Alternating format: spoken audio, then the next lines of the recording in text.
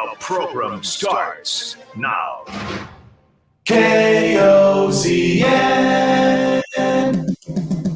Unsportsmanlike conduct on 1620 The Zone. Hustler addicts, Creighton, yes, you will. Don't miss the moment, they'll give you your fix. They're on every day from 2 to 6. Spend your afternoons with fun. Times it.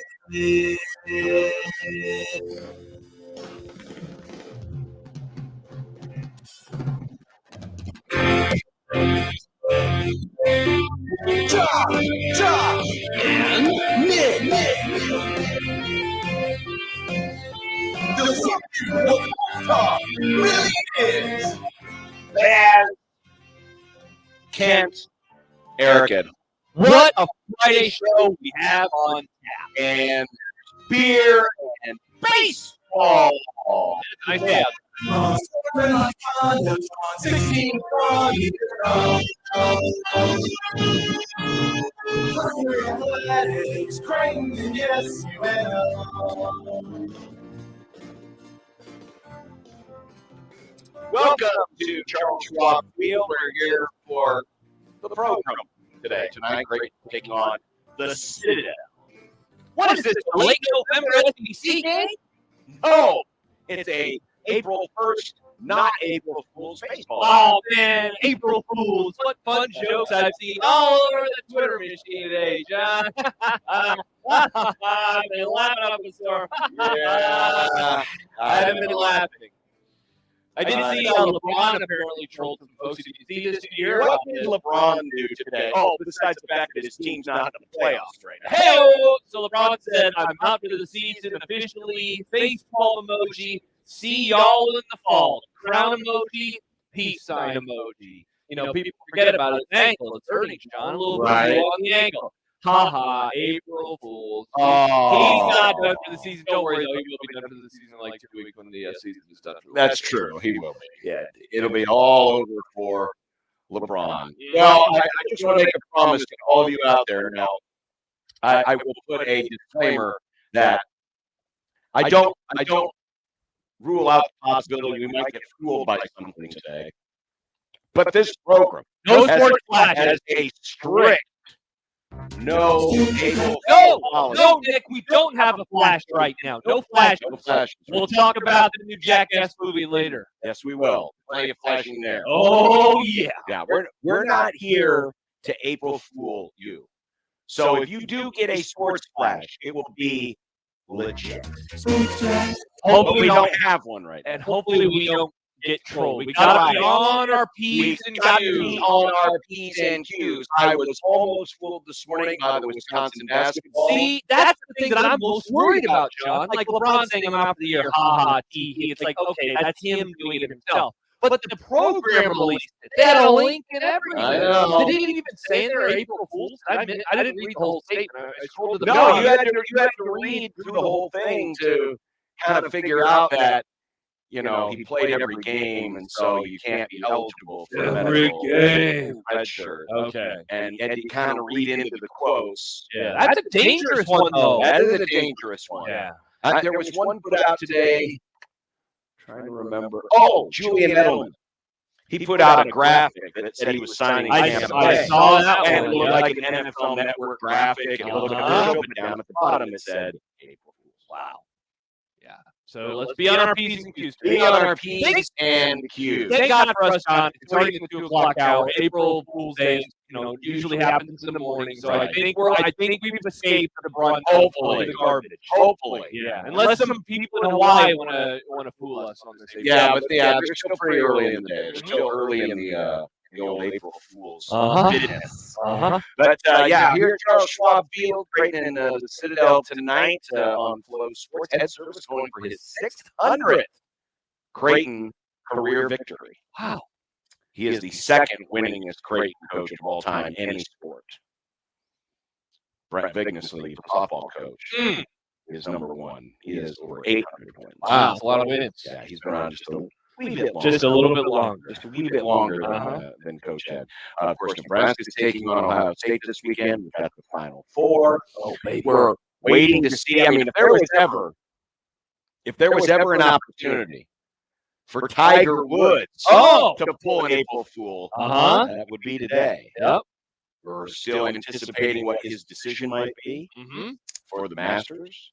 We've got some more spring football stuff. Did not get a chance to get to it yesterday, but I want to ask the question about the possibility of records that might fall this year.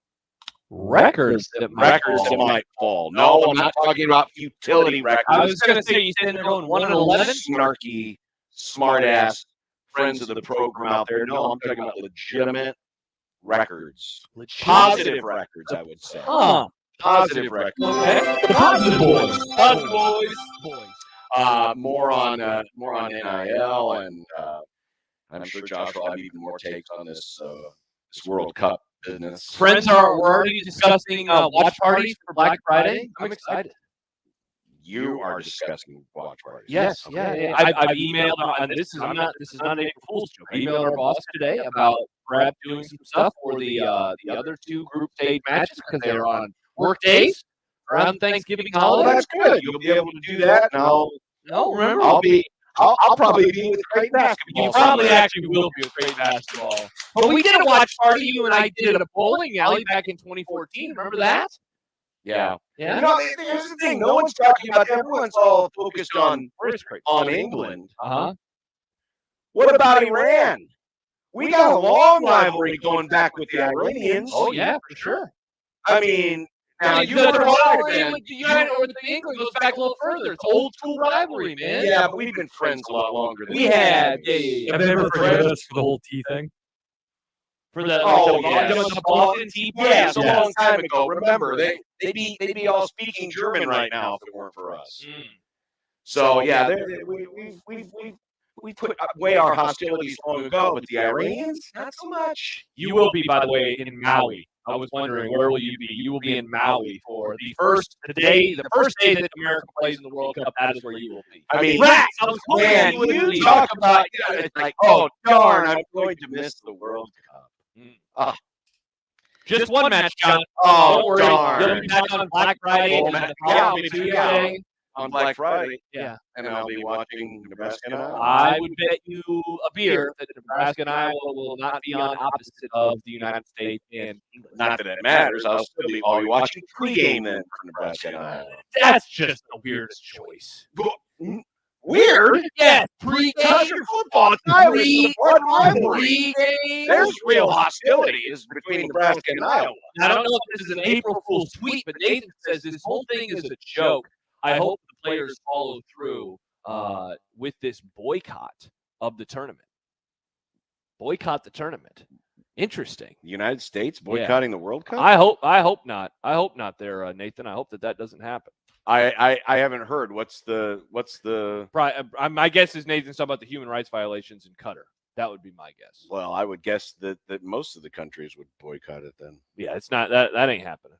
That ain't happening. Yeah. 402-951-1620. If you want to get in touch with us today on the program, you can also email the program, John at 1620thezone.com, Josh at 1620thezone.com. That is the Equitable Bank inbox. At Equitable, we'll be taking banking personally, and we'll be answering the phone on the first string. Also, the JTech Construction Zone Twitter feed at USC 1620, where I have put up a typical Bob Bishop poll question. Typical. Who are you rooting for this weekend?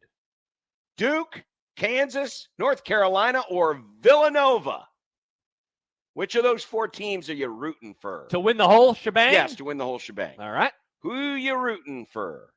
Because I know we've got a healthy amount of Kansas. Actually, if you think about it, we got a healthy amount of all of them, I would say, and then you got Creighton fans that want Villanova to win for the Big East stuff. Yep, you do. So I think even around here, there's at least a few people that will be like, yeah, you know what? I've got a favorite team in this hunt. Yeah, they have some takes. Because even if you don't like the Duke-Carolina rivalry, you tend to lean one way or the other. Mm-hmm. Like I said, Kansas, the original Jayskers. Oh, yeah, the OGs. We're Kansas basketball fans and Nebraska football fans. And like you said, a lot of Creighton people probably rooting for Villanova this weekend. In fact, Villanova has the early lead. Oh, interesting. In there you our go. Typical Bob Bishop poll question, which you can find on the JTech Construction Zone Twitter feed. Back with more of Unsportsmanlike Conduct. And don't forget Eric Edholm to join us in about 15 minutes. Talk about the big Bobby Wagner signing yesterday by the Rams. Also, the retirement of Bruce Arians. Yeah. And all the takes about Tom Brady being involved somehow. All right.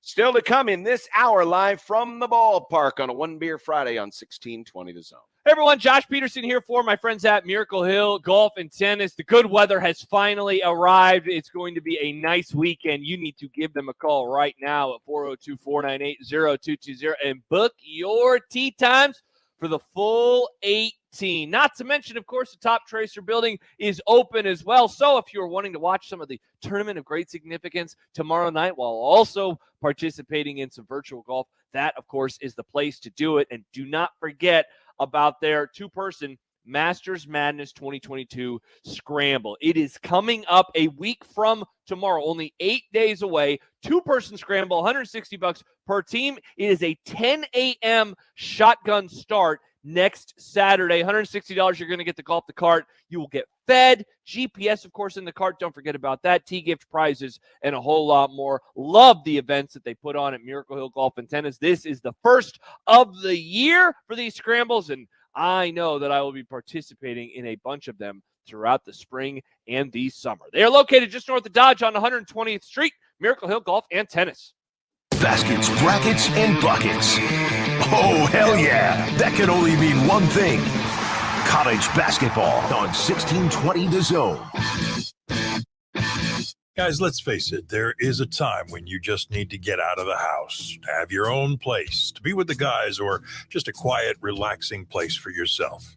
Well, Hearth Cigars and Pipes Lounge hears you loud and clear. Settle in. Escape to Hearth Cigars and Pipes Lounge for an incredible selection plus premium cocktails, a knowledgeable, friendly staff, state-of-the-art humidor, and incredible lounge. Hearth Cigars and Pipes Lounge, just off I-680 at 48th Street next to Cubby's. Nation's heroes. We are honored to partner with First Responders First to aid frontline hospital workers combating COVID-19. A healthcare worker's priority is taking care of the needs of others, but in order to continue this important work, they must also take care of their own well-being. The First Responders First initiative will provide no-cost mental health services through referrals to Give an Hour, enabling frontline hospital workers to get the care they deserve. Give an Hour, giving help and hope. History can be made by chance, back to Jensen. made by others, For the lead. or made by It's the Hawkeye transfer. you. Jim Flannery was screaming for that play from the bench. Creighton women's basketball. Creighton has pulled off the stunning upset. Making history, one sweet shot at a time. On to the Sweet 16 for the first time. Hey, y'all, this is your girl, Cheryl Underwood, and I want to tell you something. My digestive system used to make me feel sluggish, but those days are over. Now I feel great. That's because I increased my fiber intake with the Metamucil 2-week challenge, and I'm still hooked. I just took Metamucil every day for 14 days, and it's really that easy. Metamucil traps and removes the waste that weighs you down, so you feel lighter and more energetic. Now I never want to go back to that heavy feeling. Are you ready for the Metamucil 2-week challenge? For a coupon and daily support, sign up at Metamucil.com today. Hi, I'm E.J. Williams. Each year, millions of animals are abandoned, and more than 1 million are euthanized before they can be rescued. Organizations like American Humane are working to harness the healing power of the human-animal bond, as animals can be trained as life-saving service and therapy dogs to help veterans, the elderly, and children with special needs to overcome the obstacles of everyday life. To find out how you can help give animals and the people they help a new leash on life, please visit AmericanHumane.org. Hello, I'm Doug Nodgaard with Equitable Bank. If you've been dissatisfied with your current banking situation, maybe it's time to move to a bank that works to deserve your business. We have an engaged staff that offers exceptional personalized service. We also have a great digital banking platform. We have 2 locations at 108th and Dodge or 202nd and Pacific. So if you're looking for a superior banking relationship, give us a call at 402-827-8100. We'll answer on the first ring. Equitable Bank, we take banking personally. Member FDIC. This is unsportsmanlike conduct. My hope is that he forces me to not do this radio show anymore. On 1620 The Zone.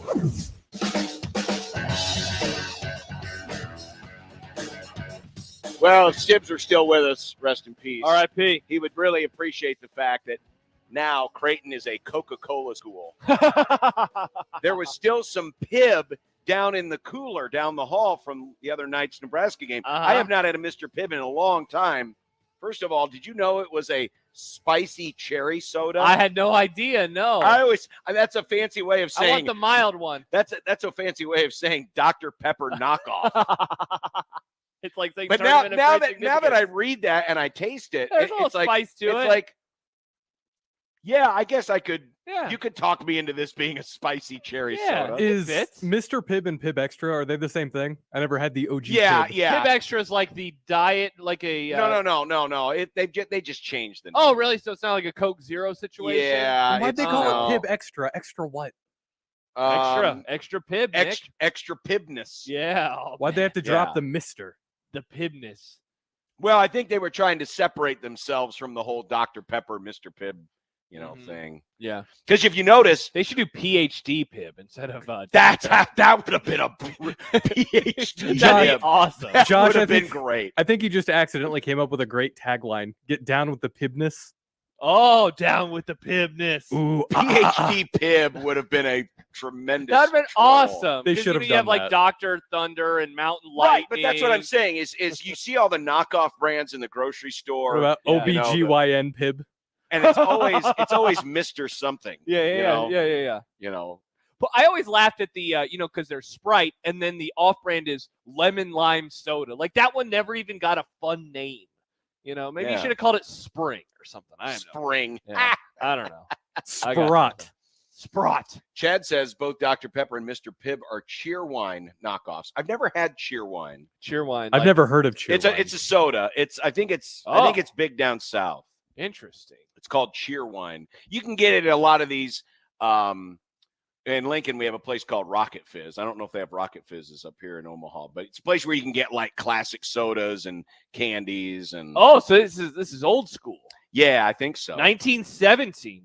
Claiming to be the 1917 oldest continuing soft drink company still operated by the same family. That's what they claim. Okay, well then that's not then Chad's wrong because Dr. Pepper's been around since before 1900. Really? I'm pretty sure. And Coca-Cola is the oldest, right? Right, but Mr. Pibb I don't think came along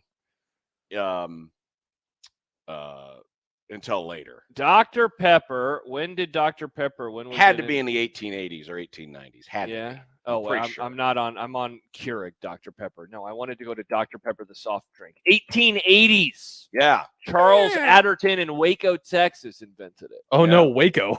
Waco's had an interesting life, I would say. By the way, I was talking about having because last week we had in Movie Club we had Pulp Fiction and we all had to get the 30-day free trial to the Showtime. Yeah. The documentary, I believe. The Lawrence Phillips one? No, that's on there too. Yeah. But the documentary about the Baylor. Yes, I read about the Dave Bliss stuff. Disgraced. I never watched it. You watched it? I watched it last Friday. Is it good? And dark and it's horrible? Really good. And you watch it now with the lens of what Baylor has become. Yeah. And they won the national championship last year in basketball. It almost makes you feel retroactively dirty thinking back to people were celebrating Baylor last year. And I know it has nothing to do with those players. It has nothing to do with Scott Drew. Yeah. Though Scott Drew, I believe, was an assistant. Was he really? I think so. Oh, gross. I didn't know that. I think I might be looking wrong. him up real fast. I might be wrong. He was with no. He's been head coach since 2003. Before that, he was at Valparaiso. So okay, yeah. Well, they mentioned in the documentary that he was one of the people. He took over after Dave Bliss. Yeah. So you're right, man. He wasn't involved. He wasn't involved directly, but yeah, it is. I had forgotten so much about that whole sordid tale with the murder of Patrick Dennehy and the involvement perhaps of the team, and then the fact that Dave Bliss covering it up.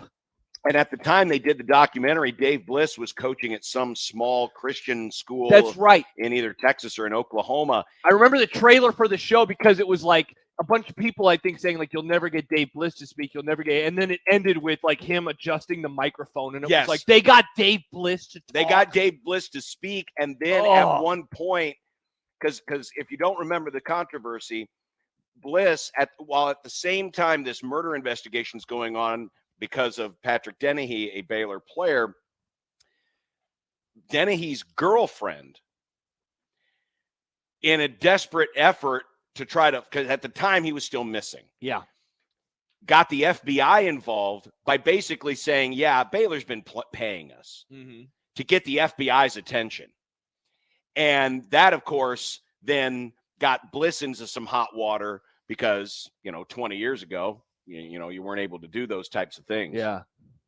And so Bliss, in an effort to try to save himself, not covering up any murder. Yeah. I mean, he wasn't involved in any of that, but he was trying to get his players to lie to investigators that Dennehy was selling them drugs. Yeah, and that's how Dennehy, right. and that's how Dennehy was able to pay for the extra benefits that they were accusing Bliss of doing.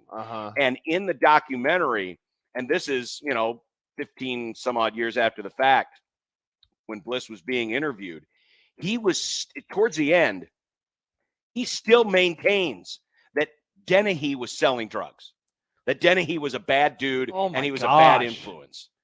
And because of that, that school that hired him, the documentary is, I think, 4 years old. Yeah. The school fired him. Because of the doc? Yes. Wow. Yes. It's really Southwestern Christian University. Yeah, Southwestern Christian. Even though obviously a lot of this is now long in the rearview mirror, it really is worth a watch. Yeah. It really is worth a watch because it's just it's a really, really ugly situation. I would argue the ugliest situation in modern college sports history. I mean, it's either that or Penn State, and what happened at Penn State. Right. But you're right about like them having success last year. I don't really remember, like, there was a praise of Scott Drew for what he was able to do. Like, wow, bringing this program from where there was. But there was not this happy, like, I'm happy for Baylor. People that, have maybe no feelings about Scott Drew maybe would have been happy for him. But I don't remember a whole lot of people being like, yeah, Baylor, good on you, Baylor. I don't really think that they kind of fit into that bucket, because of everything that's happened. Yeah, it's called Disgraced. It's streaming right now on Showtime. And then I was watching, last week I was watching the 4-part documentary they had on Roberto Duran, Sugar Ray Leonard, Thomas Hearns, and my personal favorite, Marvelous Marvin Hagler, called The Kings. And of course that hit right in my sweet spot because those were the boxers I followed. Yeah. And some of the stories behind that. So there was some really good stuff on there. I'm glad. Now I'm not going to be subscribing, but I'm taking advantage of my 30 days. Good. I'm taking advantage of the 30 days for sure. Good. All right. Back to modern times in just a moment and back to the NFL. Yeah. We're going to talk with our good friend Eric Edholm of Yahoo Sports as the NFL's wild and wacky offseason continues. Live from Charles Schwab Field here in Omaha on 1620 The Zone. Live from the Host Coffee Studio, this is 1620 The Zone. At Baker's, fresh groceries are our thing, so we check your delivery order for freshness at every step from farm to store and pick and pack every veggie in your free pickup order with care because we treat your food the way we'd want ours to be treated. We're fresh every day, so shop anyway. Baker's, fresh for everyone. Free pickup on orders of $35 or more. Restrictions may apply. And right now, you can save when you shop your faves. Just buy 6 or more participating sale items and save 50 cents each with your card. Baker's, fresh for everyone. Email any of our shows anytime into the Equitable Bank inbox. At Equitable, we take banking personally. For me, John at 1620thezone.com. The Equitable Bank inbox from 1620 The Zone. Omaha's only play and buffet indoor amusement park is open and geared up for spring break. The Amazing Pizza Machine is your staycation destination with over 170 of your favorite games, rides, and attractions. Plus, the Amazing Buffet has something for everyone to help fuel your fun. We're open every Wednesday through Sunday and have an ongoing commitment to cleanliness and physical distancing. Go to AmazingPizzaMachine.com to see all of our spring break specials. It's spring break at the Amazing Pizza Machine, 139th and Millard Avenue. All right, crew, let's get her dug. Honey, want to give me a hand? I'm planting that tree, remember? No matter how large or small your digging project may be, no matter how urban or rural, you must always call 811 before any digging project. 811 is our national one-call number, alerting your local utility companies to come out and mark any lines they have near your dig site. You must call 811 at least 2 to 3 business days before any digging project, so you can avoid hitting our essential buried utilities. This includes natural gas and petroleum pipelines, electric, communication cables, and water and sewer lines. So before you do this or this, make sure you do this. For digging projects big or small, make the call to 811. Brought to you by Common Ground Alliance. We're planning a trip to Spain later this year. But our Spanish is pretty bad. So we're using Babbel. Babbel's conversation-based method teaches you real-life words and phrases. And with Babbel's interactive, bite-sized lessons, you'll remember what you learned. There's no easier way to learn another language. Ahora hablamos español. He just said now we speak Spanish. Babbel, language for life. Now try Babbel for free. Just go to Babbel.com. That's Babbel.com. Shop Woodhouse Place Hyundai and Nissan, 144th and Giles. KOZN, Bellevue, Omaha, Council Bluffs.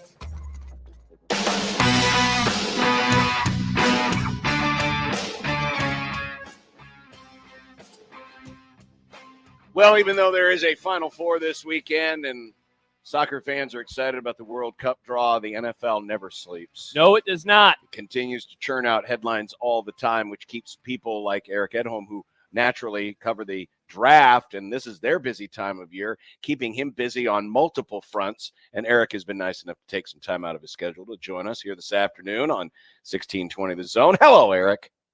Yes, sir. What are you guys talking about today? Well, I, as a fan of your reigning world champions, happy about Bobby Wagner joining the fold. What did you think of that sign? I mean, it seemed like the two sides were working on a deal from the very beginning, almost the moment he was released by Seattle. But what did you think when you saw the final news? Yeah, I feel like, the new phrase, I got to be careful how I say this, but what was Les Deeds saying about draft picks? He's probably saying the same thing about the salary cap now. My colleague Charles Robinson had a funny tweet about that if you want to look further into that. But yeah, it's pretty amazing what they've been able to do, and keeping the roster fully stocked with talent, and they obviously love those high end players and players that I think still feel like they have something to prove at this stage of his career. It's not like Bobby Wagner's old, but he certainly is on the other side of 30. Was he 32 now? And I would say he's coming off one of his worst seasons, but you could argue that the Seahawks defense was in as bad a shape as it's been in a while. And, he may not be quite the run defender he once was, but his versatility, his ability to blitz and cover and, be kind of an emotional leader for a team that, played very well defensively. I mean, we were saying a year ago, how many teams have three studs like Von Miller, Ramsey and Donald. Now Wagner steps in as one of the big dogs on that unit. Does this now pretty much seal up what the Rams are going to do in terms of big name acquisitions, or do you think there's still maybe a chance that OBJ resigns? Yeah, well, I was going to say they also have like 2 or 3 draft picks left they could try to trade. But yeah, true. I mean, I would not rule out Beckham going back. I mean, I wasn't sure about that one, but it seems like there's an opportunity there, and obviously he missed some portion of the season, it feels like. But even with ACL injuries being faster return schedule than we were used to even 5 years ago. But yeah, I mean, it's a possibility. I think there are other teams kind of monitoring him and trying to see what they can do. But yeah, he's at least in the mix, I would think. Eric, John and I, we were doing an exercise yesterday, just kind of going through all of the stories that have happened. Really, I guess if you go right before the Super Bowl with Tom Brady announcing the retirement and everything that's unfolded, like asking, hey, what's been the biggest thing to happen in the NFL this offseason? There are so many options, whether it's that, Deshaun Watson, of course, the NFL overtime rule, and a bunch of other things. What would you say so far is the biggest story since, let's just go with since Tom Brady initially retired? Since then until today, what's the biggest story? Yeah, I guess if you could sum up, the Tom Brady story arc and include Bruce Arians in that, it would certainly be one of the biggest ones. I think Deshaun Watson probably trumps it in the sense that, first of all, it's him moving teams, the legal aspect of it and the backlash that the Browns and the organization has faced, but also the contract too. I mean, I think that's been pushed to the side a little bit, with the other two elements maybe taking a little more of the attention. But I can tell you that, it's not just Steve Bisciotti, the Ravens owner, who had some comments about Watson's deal, but fully guaranteed $230 million is historic, and it is going to be a game changer no matter what. And, the agents love to see it, right? Here's a player with question marks, amazing talent, but certainly a lot of concerns that come with him getting that kind of a contract. If you're representing a young quarterback who's, coming up in the next couple of years or even this year, boy, you got to be licking your chops. And that really has to be a terrific thing for the agent and the players, not so much for the teams who are all of a sudden concerned about the ripple effects of that deal. So I don't know if it's a tie between the two, stories, Brady leaving, coming back, and his coach stepping down or moving up to the front office, but also the Watson story has to be, a massive one because it really had three different big sort of angles to it.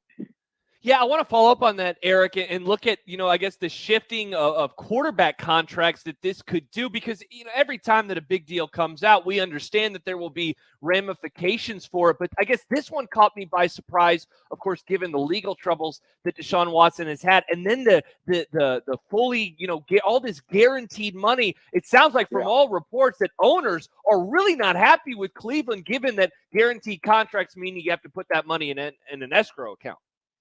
Yeah, absolutely. Yeah, I mean, that's the biggest thing, and you've got to have cash. I mean, that really is. And going back to the Rams, we were talking about them earlier. I mean, what Stan Kroenke has done is to be willing to have the cash in escrow and have that cash flow. I mean, the cap isn't that big. It's not hard.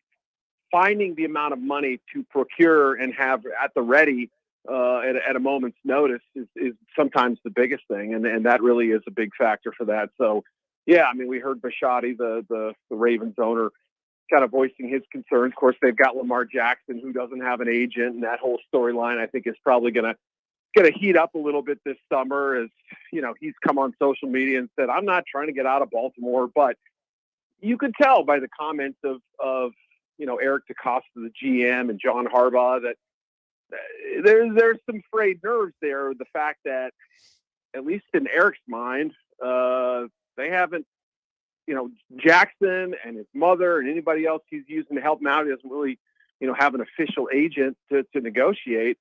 Haven't shown a lot of willingness to come to the table yet and start negotiations and get, some ideas flowing on that. So, yeah, I mean, it's obviously not just one team, a division rival. You're going to hear from them, but quietly behind the scenes, other teams are kind of scratching their heads. And look, we've already seen, the two most explosive offenses in the NFL, or two of the most anyway, with the Chiefs and Rams. Yes, they have their star quarterbacks under contract, but they were forced to trade their star wide receivers. We've seen the receiver contracts explode. So, it's almost like you can have your cake, but you can't eat it because you've got the star quarterback under contract at, X million dollars per year. And if you want to have a number one receiver with him, he's probably got to be on a rookie contract or take some serious discount to stay with him. I mean, that's just sort of the nature that's unfolded a little bit here. Eric Edholm of Yahoo Sports talking some National Football League. Is there enough smoke to the fire that some people believe that Tom Brady had something to do with Bruce Arians leaving the sidelines? I've talked to some people close to Arians this morning and who were trying to assure me, look, this is all part of the plan, that they, kind of wanted to avoid the whole coaching cycle stuff. And the rules do change on that matter. And, in terms of, how many people you need to interview and things like that. But,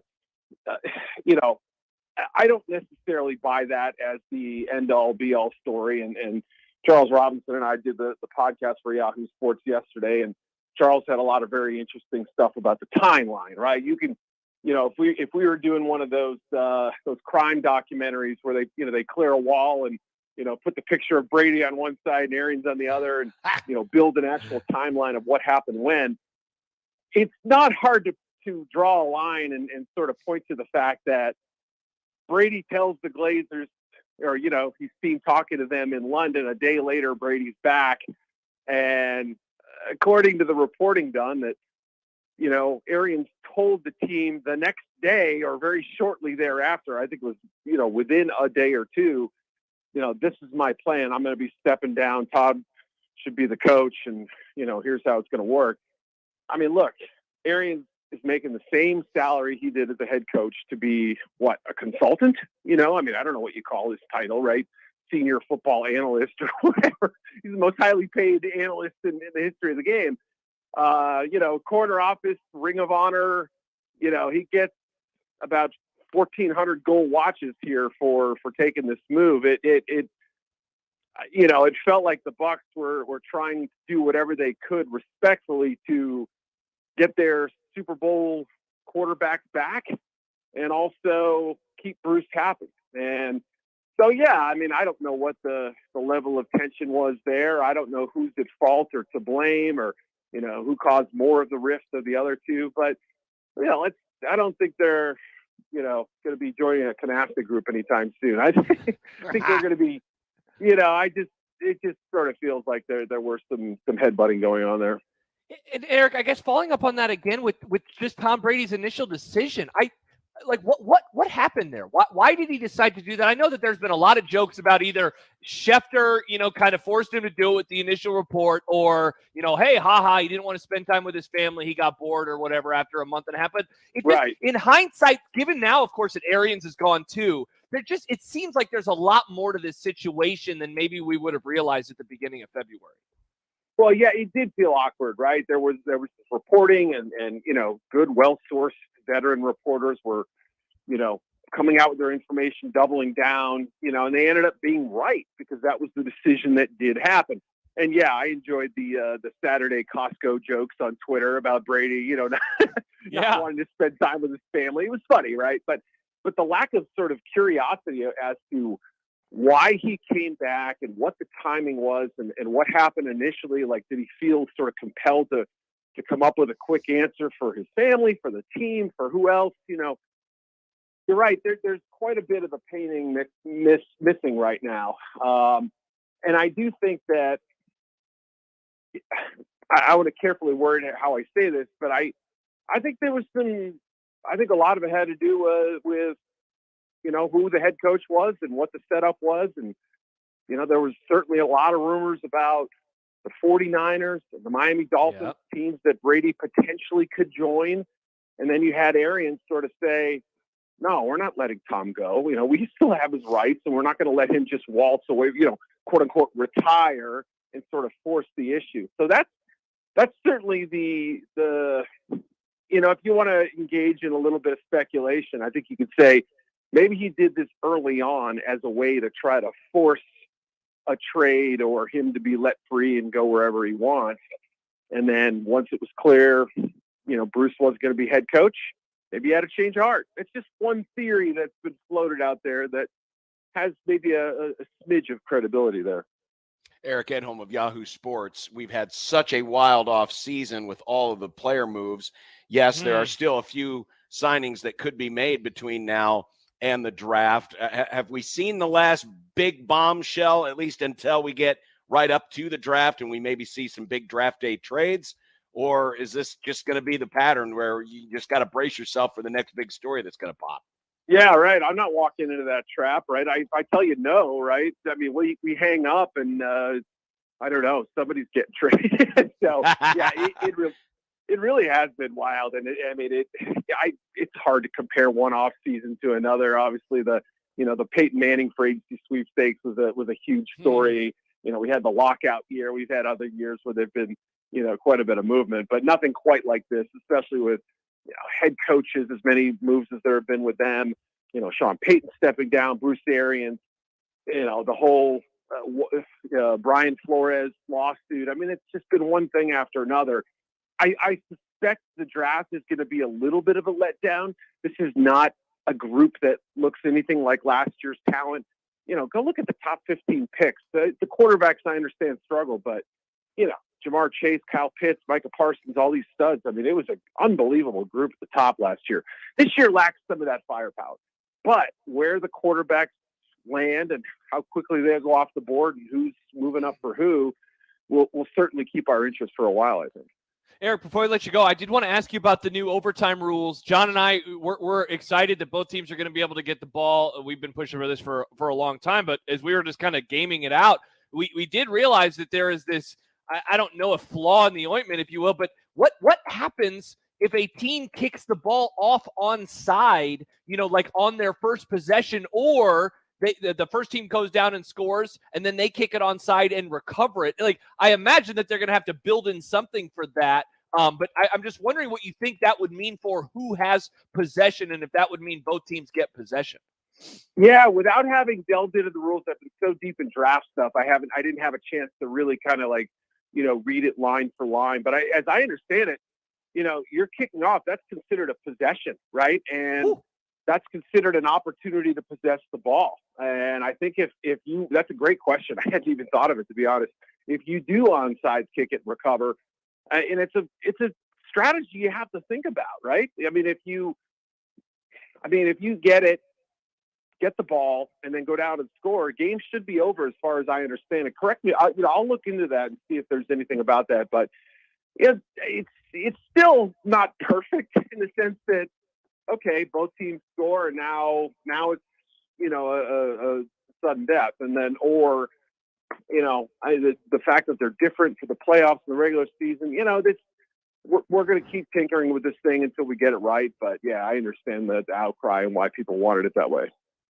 Eric Edholm, Yahoo Sports, and the draft is this month. This month, yes, and we can now say this month. Yeah, it's this month. Crazy. Hard to believe, but it's been a wild off season, and we can only imagine what is to come at the end of the month. Eric, always appreciate the time. Have a great weekend. All right, fellas. Looking forward to seeing you again. See ya. You bet. Thanks, Eric Edholm, always a good friend of the program. Excuse me. Talking about the National Football League. There's that. There's the Vikings concern that technically, does this mean that the other team gets to possess the ball as long as they need to if the first team scores? I mean, is there a clock element here? That's why I kind of go back to that one. Doesn't bother the second. That one doesn't bother me, but there's other. I mean, there's always going to be loopholes. I don't know. The more I think about it, the more I think just put 15 minutes on the clock and let them play another period. Yeah, because before we were supposed to keep in mind that I'm we don't surprised you like that. I thought that what you wanted the whole time. I know that you had your idea of the 2-pointer, but that was always about maybe some compromise. Well, but the only reason I came up with that was because I was doing it under the guise of guaranteeing teams a possession plus trying to be mindful of player safety. Mm-hmm. But in a perfect world, my plan was always play another period. Yeah, and then whoever's winning at the end of the period wins the overtime. And if it's tied after that, then you have sudden death. You just carry, basically you just whoever carry, has possession. You treat it like quarter. You treat it like the first quarter into the second quarter. Exactly. Yeah. Which is what happens now. I mean, we haven't had a double overtime game in almost a decade now. It was the 2012 season. The Ravens were on the road at the Broncos, and that game went into another overtime. And I don't remember who had the ball at the end of that overtime period. I think it was Baltimore. They carried it over, and that was the first time that I knew that. I didn't, because I don't remember the Panthers-Rams game from a few years before that. So that when that Ravens one happened, I was like, wait, what are they doing? Oh, they get the ball again. Yeah, it just continues. It's the second quarter. But no, I mean, it's still going to guarantee teams a possession, which is the most important thing. Yeah. But your point about the onside kick is interesting because the idea is you want both teams to have a possession, and technically you're not ever possessing the ball if a team is kicked an onside. You're stealing a possession, but they never had the opportunity to do action. Because there's a difference between an onside kick where, I don't remember the name of the Packers player that muffed it in the 2014 NFC Championship game. Tight end, yeah. There's a difference between getting that and getting the ball knocked loose and the other team recovering, and a full kickoff where your return man gets it, runs, and fumbles. Those are two different scenarios. Yes. In one, you actually had possession, you lost it. In the other, it's such a bang-bang situation. I never view that as the Packers had the ball and then they turned it over. You just view that as an onside kick recovery. So, yeah, I mean, look, maybe it's already in the rule system. Maybe it's already written in there. I'll be honest, I haven't dived in. I haven't seen like the official wording. All I've read is articles, and there were two proposals. One that was this one, and the other that was the Titans proposal, which was, if the first team scores a touchdown and converts a 2-point conversion, then the game is over. But yeah, I haven't seen the actual wording, the official wording of the rule itself. Yeah. So, I guarantee you at some point someone's going to find a loophole and it's going to be exploited. And because I remember after the Saints beat the Vikings and they changed the overtime rule to what it was or is currently. Yeah, or it has what it was been currently. Yeah. I remember going, well, good. At least the game's not going to end first possession walk-off field goal. But we also were just ahead of morphing into a period of NFL football where the quarterback play was going to take a noticeable jump forward. Offensive attack mode was going to take a noticeable jump forward. And we were going to get games like we got with Buffalo and Kansas City this past January. And, now you look at it and you go, oh, well, that was stupid. Why didn't they just guarantee a possession? Yeah. But they didn't do that. I told you earlier this week, this Jerry Jones story about being possibly extorted for money by a woman claiming to be his biological daughter took a wild turn last night. ESPN reporting that Jerry Jones had actually paid this woman $3 million previously. Mm-hmm. And this is confirmed, by the way, by the person who is essentially Jerry's bag man. Yeah. The person who did the paying. Yes. Paid nearly $3 million to this woman. That included all her tuition. She went to SMU, a Range Rover on her 16th birthday. Oh, happy birthday. And also payments to her mother. This lawyer, Don Jack, told ESPN Thursday that he made regular payments on Jones's behalf to this 25-year-old woman who has filed the paternity suit against Jones. And Jones, meanwhile, has not acknowledged that this woman is his biological daughter, asked why he used the term child support in his statement, because this attorney said that the attorney called it child support. The attorney said for monthly payments for child support, which ultimately totaled over $2 million. So when he was asked why did he use the term child support, the attorney said, I use the term child support because that's what the agreement calls it. It's supporting a child, John. Asked if child support payments indicate that Jones is Davis's father. The attorney paused for 5 seconds before saying, I'm not going to answer that one. My statement speaks for itself. So apparently there's been some hush money paid in the past. Yeah. But now she's wanting more. Yeah. Not surprised. Yeah. Not surprised. But Jera. That's Jera. That's your owner. Mm-hmm. That's your guy. So when Dak, doesn't get paid enough or someone else doesn't get paid enough, it's because Jerry's having to pay off all the I think he's got a few bucks. I think he'll be okay. I think Jerry has enough to afford all these things. He does have. He owns the most valuable franchise in America. He doesn't own the Yankees. Are the Yankees more valuable? I thought the Cowboys were more valuable. The Yankees win. No, they don't. That makes them more valuable. They don't win. They won a World Series in 2009. I know they've won more recently than Dallas has. No, Dallas, according to Forbes, most valuable last year, 2021. What a ripoff. Paying all that money for losing? I know. Dallas is number one, $5.7 billion, then the Yankees at $5.25. Then, you ready for this? Nick, get ready. Bing bong, the New York Knicks valued at $5 billion. That makes no sense to me.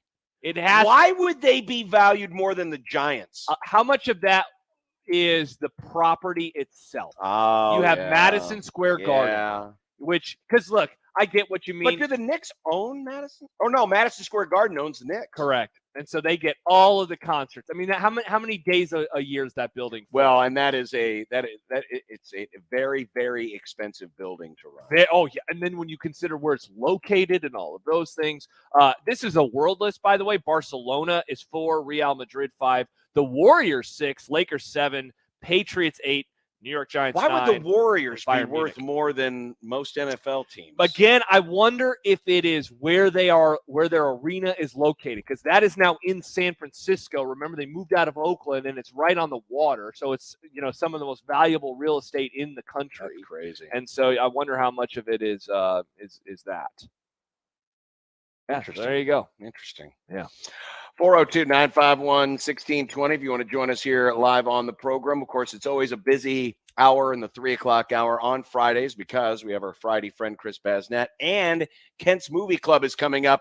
If you're into genital mutilation, oh my goodness, this week's movie is for you. We're talking Jackass Forever. Oh boy, there was a lot of male nudity. Yes, there was. Yeah, one of my favorite parts. A lot of dong, a lot of. I don't know if I can say the words. I'll just say BH for those of you who know what that would stand for. A butt, a hole. You can say butthole. Okay, because we can't say the other one, so I didn't know if we could say butthole. Remember, we used to call the Atlanta Stadium Megatron's butthole. That's right. So you had that. But one of my favorite parts after seeing all of this male nudity, they had a thing with a scorpion, and it was crawling on this woman, and the guy was like, "Do I have consent to grab it?" Because it was on her chest. Her chesticles? Yeah, and so he's like, she was like, "Yes, consent." I was like, this is hilarious. I did like that. He's He's like, male I can't nudity all over the place. Like, I can't touch you unless I have consent. Yeah, hey, good looking out. Also, Steve-O's voice. Holy crap. That thing is just trashed to no end now. I guess I can't remember when it was not. Yeah. I watched Jackass 1 last night after I watched this one, and there's a very noticeable difference. His Hot Ones episode is really good. Apparently, so I looked it up. I guess he spoke for the longest time using a different muscle, and that strained his vocal cords. Is why his voice sounds like that. And he did a lot of drugs. The drugs will do it. The drugs will indeed do it. Actually, and we'll talk more about this when we get to the movie club. But to me, the part of the movie that I laughed out loud most at had absolutely nothing to do with genital mutilation or BHs. Oh, nice. Or liquid coming from animals or anything like that. There was a lot of liquid. There was a lot of liquid coming from animals. There was so much liquid. So much liquid. A lot of liquid. I would, gosh, we're stepping all over segment. I would hate to be in this friend group. All they do is just mess with you all the time. I know. Hey, you go to order a coffee, you get punched in the face. Hey, you're talking about your career, you have pig stuff getting dumped on you. Like, they seem like they genuinely love each other, but that's not this won't be happening. It's not your vibe. Are you sure? Are we sure? I don't know if this is true or not. I mean, you're having to go all the way to a foreign country.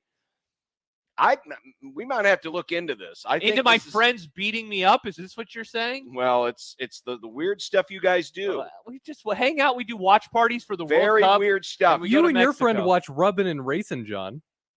Yeah, that's true. You rub and race. No, there's no rubbing. It's just every racing. Year. There's no rubbing. There's just racing. No rubbing. What is this? Formula One? Something. There's a little rubbing in Formula One. Oh, hello. Back with more from Charles Schwab Field after this. You're listening to Unsportsmanlike Conduct on 1620 The Zone. Zone, taste of our takes. Sharp and Benning in the morning. Reach out! Hey. Oh, but Arthur! Kaluma! My God, how does he not pass out during a game? That's John Bishop. You'll hear him on the call. We're joined by Creighton head basketball coach Greg McDermott. Matt, good morning. Welcome back. There's a reason John Bishop's on in the afternoon. That's so people don't have to listen to him in the morning. For more, tune in every day to 1620 a.m. or go to 1620thezone.com. Your Omaha area forecast from Canoyer Garden Center and KETV Newswatch 7 on 1620 The Zone. Sunny and chilly to start Friday with clouds increasing throughout the day. It should stay dry through the afternoon with rain likely after 6 p.m. Highs topping out around 60. I'm meteorologist Sean Everson from KETV Newswatch 7. 1620 The Zone's Unsportsmanlike Conduct, brought to you by a great friend of the program, Union Bank and Trust. Pandemic-impacted homeowners may be at risk of losing their homes, which is why the state of Nebraska is providing relief through the Homeowner Assistance Fund. Qualified homeowners can receive up to $30,000 in assistance for past due mortgage payments, past due real estate taxes, HOA dues, and homeowners or flood insurance. Funds will be distributed until they run out, and they do not need to be paid back. View qualifications and apply today at NebraskaHAF.com. That's NebraskaHAF.com. This is it. It's the final weekend to save. During 42 Degrees Can't Wait for Spring Sale. So hurry down to any location and save on Kratom. Buy one, get a second one for 50% off. Looking for Delta 8 or CBD products? Check out what we have starting at $12.99. While there, check out our pipes and vaporizers starting at $11.99. So stop by any of our locations. Talk with our most knowledgeable and friendliest staff, and you'll see why we are the source. 42 Degrees. Buy your mom's house. Experience the difference at Woodhouse Buick GMC. Discover the all-new 2022 GMC Terrain. With 3 distinct trim lines to choose from, there's a Terrain for any driver. Plus, safety and capability come standard in the Terrain lineup, so you can conquer the road with confidence. Shop our indoor showroom or purchase online at WoodhouseBuickGMC.com. Woodhouse Buick GMC. We are professional grade. Businesses all across eastern Nebraska and western Iowa have trusted Host Coffee for their coffee, water, and vending needs. Give your business the whole host of options. Host Coffee, serving you since 72. I know that a lot of times, Mom, it might not seem like I'm listening to you, but I am. I hear you. And what you say really does matter to me. I mean, let's be honest. No kid likes rules, but I get why we have them. I hear you, and I know it's because you care. For more information about talking with your kids about underage use of alcohol and other drugs, visit underagedrinking.samhsa.gov. Sponsored by DHHS and aired in cooperation with the Nebraska Broadcasters Association and this station. The zoo is a great place to visit, but did you know it's also a great place to work? Omaha's Henry Dorley Zoo and Aquarium is currently hiring for a variety of positions, and we think you'll love trying something new. You can spend the day meeting guests, talking to families, and having full access to walk and explore Omaha's Henry Dorley Zoo and Aquarium. To learn more or apply, visit omahazoo.com/work here. This is Unsportsmanlike Conduct with John Bishop and Josh Peterson. And I'm going to hell for that. On 1620, The Zone. It's a beautiful day for baseball. That's why we're here at the ballpark today. Creighton getting ready for the Citadel. But I think there's also a Bon Jovi concert tonight, so I'm really hoping. Over there? Yeah. Oh, boy. I'm really hoping that this game either ends early. Make it snappy. Or that concert ends late. Because I don't want to get caught in Bon Jovi traffic. Barring this one going into like a lot of extra innings, I think you'll be okay. Well, I don't know. I mean, Bon Jovi's up there. He's probably in his early 60s, right? Yeah, but he probably has an act or two on before, right? Before he gets going? Yeah, but most Bon Jovi listeners now are probably having the 4 o'clock buffet and then play Slippery When Wet. I'm tired. Yeah, that's true. I don't believe there wasn't a song named Slippery When No, Wet, when I said the whole album. just the album. Oh, the Play whole album. Slippery, just the album. The show's not starting until 8, John. You'll be fine. That's just the regular, so there's probably a warm-up act on at 8. That means he's probably starting at warm-up act? 9:30. What would you call it, Nick? An opener, act? just an opener. Some people call him the warm-up act. I've never heard just anybody. because you've never, Nick, you didn't know about pissing on a flat rock. That's Because true. it's not a thing. It is a thing. Oh my gosh. In Josh, fact, that might be the name of the band that's performing in front of Bon Jovi. Ladies and gentlemen, please welcome Pissing on a Flat Rock. Josh, in the 4 times I would average 20 shows a year, right? Yeah. Not once in any of those shows has anybody ever said, "What's the opening act?" All right, here we go. Wikipedia called an opening act a warm-up act, opening act, support act, or supporting That's what act. it's called, but that's not what anybody act, calls musical, it. I'm not I literally saying you're just- lying for Literally just did. Well, what do they call it then? an opener. Who's the opening? opening Oh, act. who's opening for Bon Jovi? Nobody's like, "Oh, who's the opening act for Bon Jovi?" Some people do. Just because you're young and you speak in different vernacular doesn't mean that I'm wrong, Nick. I'm not going to back down on this. I'm not saying you're wrong. I'm saying nobody does that. I just did. So one person does it. Listen, I'm the grunt. His arguments are the worst arguments. These are the worst arguments. Nobody does it. Somebody just did. Well, but I don't say it. That doesn't mean anything. John said. By the way, Josh, I think I would call it an opening act. Who's the opening act? I don't know. I couldn't. If the wife got me tickets, I started to a getting concert. in an argument. By the with way, Nick. one of the last times that Bon Jovi played over there, I had to go. Really? And it was after a Husker game. Oh, I can't remember. It's a long day. I think they were playing Kansas State, like in a 2:30 kick, and then we had to immediately get on the interstate and fight all of the Omaha traffic coming back from the game. Oh my gosh! Just to go to a concert for Bon Jovi. The opener is a band called Lone from Sioux City. You almost called it. They're going local. Support local. That's interesting. It's regional. Well, right, but I'm surprised it's not like a big band, like Grand Funk Railroad or ELO. I'm just naming random bands. ELO going to open for Bon Jovi? I don't know. Who's No, bigger? In my opinion, ELO is much but better now band. it's probably Bon Jovi, right? Oh, probably. Yeah. I don't even know if Johnny ELO Pig. is still touring. Did Grimm just say that's what it's called, but no one calls it that? Damn youths. I'll tell you what, Laval Jordan at Butler is calling today, and it's not April Fool's Day. It's probably something you can't say on the air. Oh. Butler's season has been done for almost a month. Oh, boy. Yet today, Barry Collier, remember that name? Oh, I remember it, all right. Fired his basketball coach. And you're saying, wait a minute, the season's been done for Butler for almost a month. Why are they waiting until almost the end of the college basketball season when most of the teams that have made coaching changes have not only changed out the coach, but they've hired the replacement? Why are they doing this now? Why are they doing this now? Because the buyout was reduced on April the 1st. That is so weak. I mean, it's not weak. It's like a smart play. But, man, if I'm that coach, how mad are you, your agent, for having a buyout decrease just a month after, not even a month after the season comes to an end? Well, it's not only that, but this is Jordan's alma mater. This is his school, and of course, Butler likes to brag about the Butler way. Mm-hmm. And Jeff Goodman, college basketball writer and part of the Field of 68 podcast network, was incensed today, not only on Twitter, but on his podcast. He said Butler's last game was 22 days ago, but Collier waited until today because the buyout dropped significantly.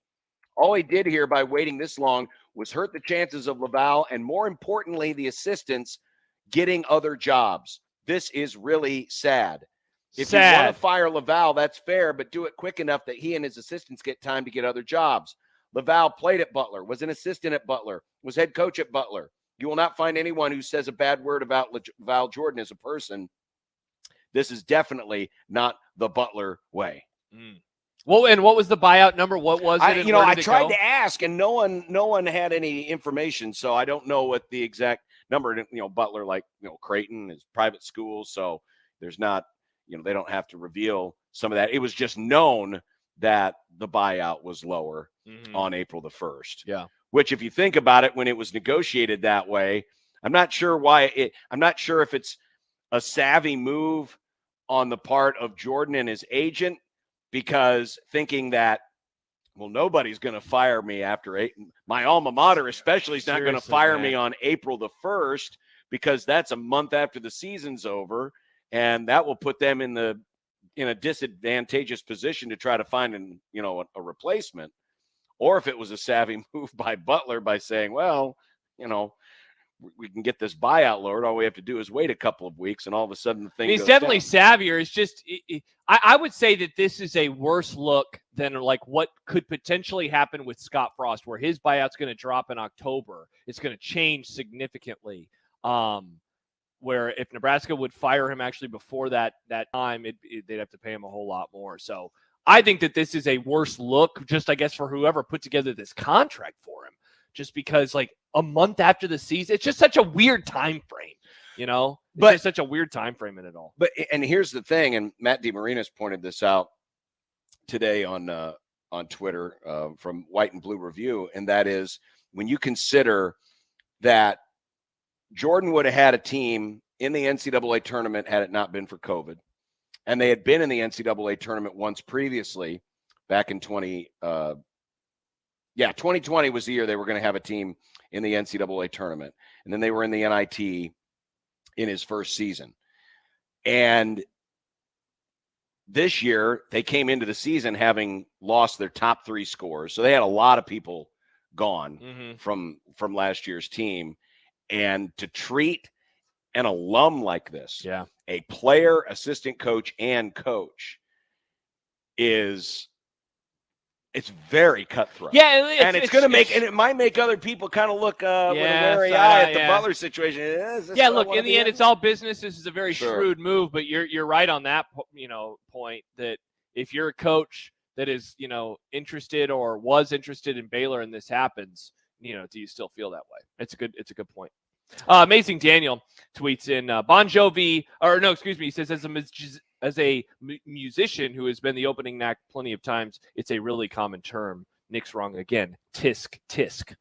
Nick, thoughts? I'm not saying it's not a common term. I'm just saying in my experience for every show that I've ever been to, I've never heard anybody around my age call it an opening act. Everybody just says opener. You could have just started there. You could have I didn't think I had to. I felt like it was implied. I forget that I'm surrounded by old people. Here we go. You guys have the weirdest arguments. You're making me ageist. I wasn't this way before I started the show. Yeah, well, don't have bad arguments, Nick. Don't have bad old takes.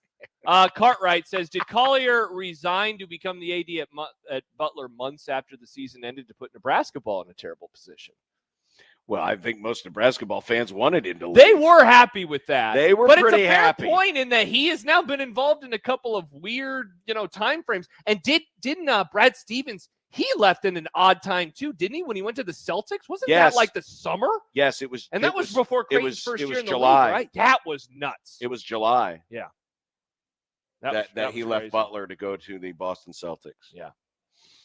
All right, when we come back, we're going to talk with our good friend, Mr. Chris Basnett. He is our Friday friend, not just any friend, but our Friday friend. I wonder what he thinks about opening acts and warm-up acts. I wonder what I don't know, but he's around your age, so he'll probably agree. We better hope that within the next 15 to 20 minutes that Tiger Woods doesn't make an announcement that he's coming back. The pants are coming off. Or the pants will be coming off, and Baz will be dropping more swear words on this program. I'll say this, though. Again, given the date, I hope that he doesn't announce it today because I don't want to have to do is this real or is this fake? Wait till tomorrow, Tiger. Wait until tomorrow. Or even Monday. Save it for Monday so we can break the news officially during the show. Baz coming up live from Charles Schwab Field on 1620 The Zone. Hey, everyone. Josh and John here for the FanDuel Sportsbook. The remaining quartet gets going tomorrow night in New Orleans. And right now, FanDuel is giving new customers $150 instant bonus in site credit guaranteed. All you have to do is place your first bet of $5 or more after you download the FanDuel Sportsbook app and put in our promo code 1620, and you'll get $150 in bonus site credit guaranteed. And who you are picking tomorrow night is up to you, whether it's the money line, whether it's a total, prop bets, so much more. I've said it throughout the week, John. The one that I like the most is the under in that first half between North Carolina and Duke. I think these teams are going to be pressing a little bit, given that it's Coach K's potential last game and this rivalry meeting in this moment. I like the under in that first half. And you can do so much on the FanDuel Sportsbook. In fact, I'm looking right now at the different player props right now. If you want to take Remy Martin, who's been one of Kansas's hotter players in this tournament, to score at least 15 or more points, it's paying plus 136. And you can pair that up with the game bet, whatever it takes. Those are the types of things you can do only with the FanDuel Sportsbook. So join today. Use promo code 1620. Place that $5 bet to score $150 in bonus site credit guaranteed. That's promo code 1620 only on the FanDuel Sportsbook app. 21 plus in President, Iowa. First online real money wager only. $10 first deposit required. Bonus issued as non-withdrawable site credit that expires in 14 days after receipt. Restrictions apply. See full terms at sportsbook.fanduel.com. Gambling problem? Call 1-800-BETS-OFF. every swish, dunk, and layup. College basketball on 1620 The Zone. Home is where your health is, where your family gathers together, takes care of each other. And right there with you is Nebraska Medicine. We're proud to take care of Nebraska, to deliver everything your family needs. From immediate care to neurosurgery, it's expertise you can be confident in. With locations throughout the region and telehealth appointments from the comfort of home. Find a provider close to you at nebraskamed.com. Home is with you wherever that may be. When you shop at Baker's, you can double your savings because every time you shop, you'll earn fuel points that will help you save more at the pump. So you'll enjoy lower than low prices at Baker's, plus fuel points on all your favorite items, which makes doubling your savings easy. Baker's, fresh for everyone. Fuel restrictions apply. See store for details. We're hiring for immediate openings with next day pay, benefits, and great perks. Apply today at jobs.kroger.com/bakers. Living is all about great experiences. We invite you to experience everything that Sarpy County has to offer. The great outdoors awaits you at Fontenelle Forest or Schramm State Park. As the pro sports capital of Nebraska, grab your family and enjoy an Omaha Storm Chasers or Union Omaha game at Werner Park. Nothing beats watching your child catch their first foul ball or perhaps a fish at one of Sarpy's many reservoirs. Visit GoSarpy.com to plan your next experience this spring. At Charmin, we heard you shouldn't talk about going to the bathroom in public, so we decided to sing about it. My sweet cheeks feeling squeaky clean. When Charmin's rolling behind the scenes. Charmin TP gives me those cheeky clean feels. That ultra strong hype is all for reals. Those TP rolls got me a Charmin clean tuckus. Cheek to cheek feeling oh so shooketh. Charmin Ultra Strong just cleans better. Enjoy the go with Charmin. We're planning a trip to Spain later this year. But our Spanish is pretty bad. So we're using Babbel. Babbel's conversation-based method teaches you real-life words and phrases. And with Babbel's interactive, bite-sized lessons, you'll remember what you learned. There's no easier way to learn another language. Ahora hablamos español. He just said, now we speak Spanish. Babbel, language for life. Now try Babbel for free. Just go to Babbel.com. That's BABBEL.com. At Union Bank, people don't have your money. Your money has people. First home people, investment people, people who answer the phone and your chats. Dream car people, dream retirement people, driving your dream car in your dream retirement people. Small business people, credit card people, and all the other people you need. At Union Bank, our people help you do more than you dreamed possible. So stop in and say hello. We can't wait to see you. Union Bank and Trust. Member FDIC. 1620 The Zone's Unsportsmanlike Conduct is brought to you by Union Bank and Trust. Now back to the program. Chris Basnett joining us from the Lincoln Journal-Star, HuskerExtra.com. Have you ever had a show that you loved to join, held them close to your heart like a commemorative coin? Let me tell you a story of my situation. I used to join the best show in the U.S. nation, but all of a sudden, some young'un came to be and stole all my thunder at 1620. His golf sure is a dope he wouldn't hesitate to lend. The boys at Unsportsmanlike Conduct told me he was just a friend. You got what I need. He's just such a natural. But you say Chris is just a friend. But you say Chris is just a friend. Oh, baby, you. I think the sky's the limit. You got what I need. I don't know if you learn a lot of these things. But you say Chris is just a friend. You say Chris is just a friend. It was perfectly boring. 1620 The Zone's Unsportsmanlike Conduct can still report that on the official Masters website, Tiger Woods is still listed as a player playing in the tournament. All right.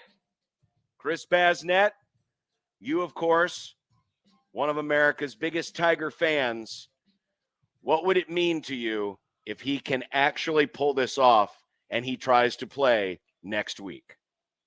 You won't even be able to talk to me for like a week if that happens. It's going to be just absolutely disgusting behavior out of me.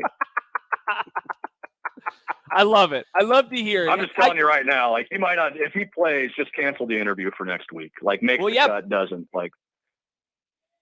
Plus, it would be on right now, because the Masters, of course, only gives us a couple hours during the week. And who knows, maybe on the Friday, he would have that late afternoon tea time. And so, literally be on during the interview. There's no way that we could talk to you. In the middle of shooting a second round 64 to take the lead into the weekend. I'm going to be completely nude if that happens. Baz, I have a serious question for you about this. By the way, the Jackass review doesn't start for another 15 minutes. Keep the clothes on for a little bit longer, Baz. But I've heard a few opinions over the last week, ever since this rumor started coming out. Like, wait a second, is he actually going to do this? I'm like, oh man, bet on him to miss a cut. Bet on him to miss a cut. Am I an idiot for thinking no way, bet on him to make the cut, just given how well he's performed at this tournament over the years, even after, and we talked about this earlier in the week, Baz, after everything that happened with his ex-wife, that was one of his first big tournaments, if not the first tournament he played in back, and he was in the top 5 after all of that. So I think that he would perform well enough to at least make it to Saturday. I think he wouldn't compete if he doesn't think he can compete. If that makes sense. He's not going. He doesn't strike me as the type of guy that's just going there for the champions dinner and to be a figurehead and all that. And maybe he is. Who knows at the end of the day what's going through his mind. But everything he's done in his career up to this point tells you that unless he thinks he can come in and compete and win the golf tournament, he's not going to play. And so we'll see. I mean, the dude almost lost his leg like a year ago. Yeah. So the fact that it's even being considered is incredible in itself. So, for me personally, if he plays, that's a win. But if you're talking about one of the great competitors, in any sport, in at any time frame, if the dude thinks he can play and compete and have a chance to win, he's going to play. And if he doesn't, then I don't think he will. So yeah, if he plays, he's not going there to just play a couple days and soak it all up. We're here at Charles Schwab Field, where the other night Nebraska had copious opportunities to pick up a win over Creighton, but went just 2 for 15 with runners in scoring position. After the game, Will Bolt, kind of exasperated, said he really has no more buttons to push. Is that frustration talking, or is that reality? I think it's both. And he pointed out the example in the 8th inning. Nebraska has first and third no outs, and they're basically their 3 best hitters coming up, 2 of their 3 best hitters coming up, and they go strikeout, grind out, and the guy falls down on the ground out. That's just, I mean, you can't, like Will said, you can't draw it up any better than that. They're in such a funk right now, and it's almost.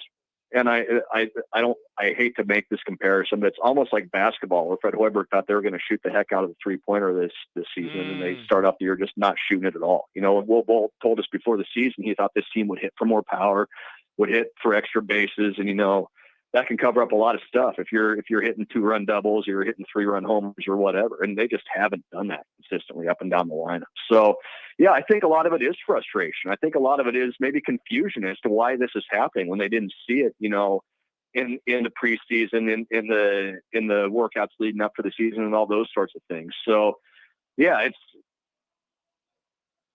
obviously an issue, and it's not just something where you flip a switch and say, okay, we're going to do this differently on offense and it's going to fix it. Baseball is a funny sport that way. We all see it all the time. So it's going to come down to, can Nebraska find a way to just not even get hot at the plate, but just be consistently decent at the plate, and they're going to have a chance in the Big Ten. But yeah, what we saw the other night out of Bolt was, I think, a combination of some exasperation, some frustration, and just they're to the point where they're not real sure what to do right now. Yeah, and Baz, along those lines of the Big Ten, I know we've all kind of asked a variety of questions, along the lines of panic buttons and needing to be pushed. But I guess looking at the conference schedule today on April 1st, I don't want to ask you to guarantee it, but are you feeling confident that they will be playing in the Big Ten tournament in Omaha? Is it still too early to I guess, be that concerned about them missing out on playing here?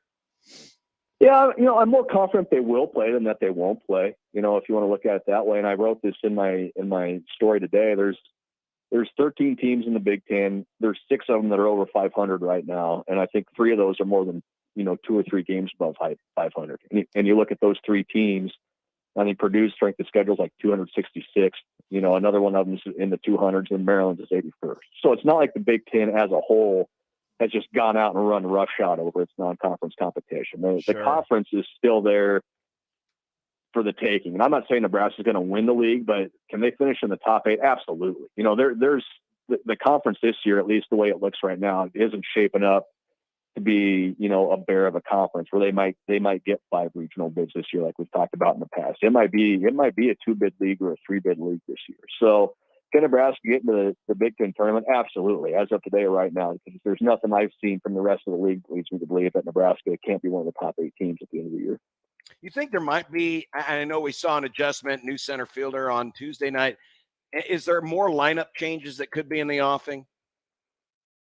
Yeah, I think there's a fine line you have to walk there. I think you have to, at some point, you have to pick a lineup and go, because you have to get guys some continuity and some consistency in that pass. But at the same time, if you're not producing, you're not producing. And that's what Nebraska largely used the non-conference part of it for, to tinker with different lineups, to throw different guys out there and see how they responded, those sorts of things. But look, if this continues, you know, it's the definition of insanity, right? You can't keep doing the same thing over and over and expecting a different result. So I think it's still to be determined, to be seen. I think, again, once Nebraska, now that they're going to be into Big Ten play regularly, maybe you see things pick up a little bit when the competition maybe hasn't been quite as salty as what you saw in the non-conference, and they're able to get some stuff done and be okay. But yeah, if it continues like it has, if you keep going 2-15 with runners in scoring position, and you continue to be 12th, 13th in the conference and in every major offensive category, then yeah, I think everything's on the table going forward. Baz, shifting gears to hoops, there was a mock draft today in The Athletic that had Bryce McGowan's going 20th to the Chicago Bulls. A two-part question for you. First off, I wonder what you think like the pre-draft workouts and the combine could mean for his stock, if you're maybe bullish on that, improving it. And a second one would be, what would a top 20 draft pick mean for Nebraska basketball? Obviously, it'd be a positive, giving them something to sell, you know, amongst, you know, another poor season for the team. Yeah, you know, the first part of your question, I don't think Bryce has anywhere to go but up. I think he's really going to impress when he starts doing the in-person workouts, A, because he's incredibly skilled, and we've seen that, and B, you know, he's a high-quality person. He's got a great head on his shoulders, all those kind of intangible things that teams look for when they're looking to draft guys. He's going to be a first-round pick. There's no doubt in my mind. Does he rise to the level of a lottery pick? I'm not sure about that. You know, I think the end to his season, when he played so well down the stretch against some quality teams, helped him kind of reach that spot that you mentioned today, getting into the top 20. And once I think teams kind of see him in person and see him up close, he's only got a chance to improve that. The outside shot needs to improve, and he needs to get bigger and stronger. But the potential is there, and I think teams see that. So, yeah, I don't think there's any question Bryce can continue to rise. Whether he gets in the lottery, I don't know, but it would not surprise me at all to see him be a top 20 pick. And as far as what that does for Nebraska, like you said, it's nothing but good, right? And I think the way his season went kind of helps you in that regard too, because he did have his struggles early in the year in the Big Ten, and teams were physical with him. And what did we see? We saw him get better and better and better as the year went on, and more consistent and more confident. Was that point to? Well, it points to coaching, and it points to the fact that Fred Hoiberg can prepare you, if you're a player, for the next level and prepare you to play the best competition night in and night out. So yeah, it's nothing but a positive for Nebraska. And you know, Bryce's season going the way it did with the struggles early and the strong play late, I think that's maybe almost a blessing in disguise in the long term for Indy, almost, because it says, hey, you know what, this head coach and this staff can develop you and can give you a chance. You are going to improve throughout the season if you choose to come here. So yeah, nothing but good's going to come out of this for Bryce McGowan and the Huskers. 8 days until the spring game. 8 days. 8 days. Josh is giving me a weird Well, look. yeah, Baz, when he said 8 days, I was like, wow, look at John counting down to my vacation. Very nice of him to do so. I said the spring game, not your vacation. My bad. I apologize. Give me one thing you're least concerned about with this team right now, and one thing you're most concerned about. Ooh, that's an interesting question. Least concerned about. How about, I'll throw this one at you. How about the punter? Like, I think they got a guy at punter, and I know that doesn't mean a lot in the spring game, but I think punting is maybe the one thing that translates from level to level. And, I think Brian Buschini can be that guy for Nebraska. So I'm not really concerned about that part. I guess most concerned probably either up front on offense or defense. I think it's been interesting, the comments we've heard this week and even last week from some of the offensive linemen about how it looks different and how it feels different and how we're attacking off the ball more and we're moving the line of scrimmage and things like that. And yeah, we might see some of that in the spring game, but they're also going to be doing it against a defensive line that's going to be basically completely rebuilt too. So there's question marks there both ways. So yeah, I think, and I've said this before, the most important part of any football team is how good are you up front, and that's what it will always come down to. Nebraska's got a lot of questions to answer, both sides of the ball and the lines, and that's maybe probably the thing I'm going to be watching most come 8 days from now. All right, well. We did not get any tweets or breaking news on any announcement by Tiger. Sad. So we were kind of hoping we would, just so we could hear your live reaction. But I guess we'll just have to wait. Whipped the flown across the room. Yeah. Well, we'll just have to wait to hear the sirens go off when LPD is called for a nude man running down the street. Don't be alarmed when I'm in your backyard trying to hide behind your weather station or anything like that. I mean, like, it's all right. You're behind my weather station. I can't see anything. Oh, yeah. All right, Baz. Well, good luck with your blood pressure if he actually does come back to play, and we'll talk to you next Friday. Thanks, guys. Appreciate the time. Later, Baz. Always love it. It is our Friday friend, Chris Basnet of the Lincoln Journal-Star. What a guy. What a guy. Coming up next, it's time for some genital mutilation. Always wanted to say that. Wait, why did you always want to say that? Because it's different. It's different. It's different. It's unique. Uh-huh. It's Jackass Forever. Oh, man. Jackass Forever. The funniest part of the movie for me had nothing to do with genitals. I'm very nothing. Very excited to hear what it is. We'll be joined by Kent in the Movie Club next on Unsportsmanlike Conduct in 1620 The Zone. Live from the Host Coffee Studio, this is 1620 The Zone. 1620 The Zone. Traffic. From the Burton AC Heating, Plumbing, and More Time-Saving Traffic Center. Looks like a crash on 120th Street at Q is causing some delays through there. Be ready for stop-and-go traffic if you're headed west on L Street between 120th and 132nd. And then also, if you're south on 84th, you can see a few delays between F Street and Q Street. I'm Mike Neville. This time-saving traffic is brought to you by Lanahan Nurseries.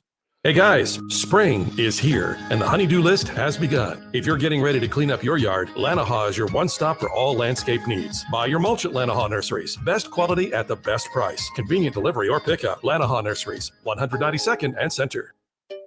Finding great candidates to hire can be like, well, trying to find a needle in a haystack. Sure, you can post your job to some job board, but then all you can do is hope the right person comes along, which is why you should try ZipRecruiter for free at ZipRecruiter.com/radio. ZipRecruiter doesn't depend on candidates finding you. It finds them for you. Its powerful technology identifies people with the right experience and actively invites them to apply to your job. You get qualified candidates fast. So while other companies might deliver a lot of hay, ZipRecruiter finds you what you're looking for. The needle in the haystack. See why 4 out of 5 employers who post a job on ZipRecruiter get a quality candidate within the first day. ZipRecruiter, the smartest way to hire. And right now, you can try ZipRecruiter for free. That's right, free at ZipRecruiter.com/radio. That's ZipRecruiter.com/radio. ZipRecruiter.com/radio. Hello, I'm Doug Nodgaard with Equitable Bank. If you've been dissatisfied with your current banking situation, maybe it's time to move to a bank that works to deserve your business. We have an engaged staff that offers exceptional personalized service. We also have a great digital banking platform. We have 2 locations at 108th and Dodge or 202nd and Pacific. So if you're looking for a superior banking relationship, give us a call at 402-827-8100. We'll answer on the first ring. Equitable Bank, we take banking personally. Member FDIC. Doctors Bimbo and Vince Petro provide quality and caring dentistry for the entire family in a friendly, relaxed environment at the northwest corner of 144th and Dodge. New patients are always welcome. Look no further than Doctors Bimbo and Vince Petro, dentistry for the entire family. Shop Woodhouse Place Hyundai and Nissan, 144th and Giles. KOZN, Bellevue, Omaha, Council Bluffs. Oh, you're not going to play it from the video this time? I was trying really hard. Friday, the final day of the week. These are the voyages of the program Unsportsmanlike Conduct. Its ongoing mission to explore strange new movies, to seek out new bits and new edification, to boldly go where no radio program has gone before. Oh, Elkent's Movie Club. It's Elkent's Movie Club. Elkent's Movie Club. It's Elkent's Movie Club.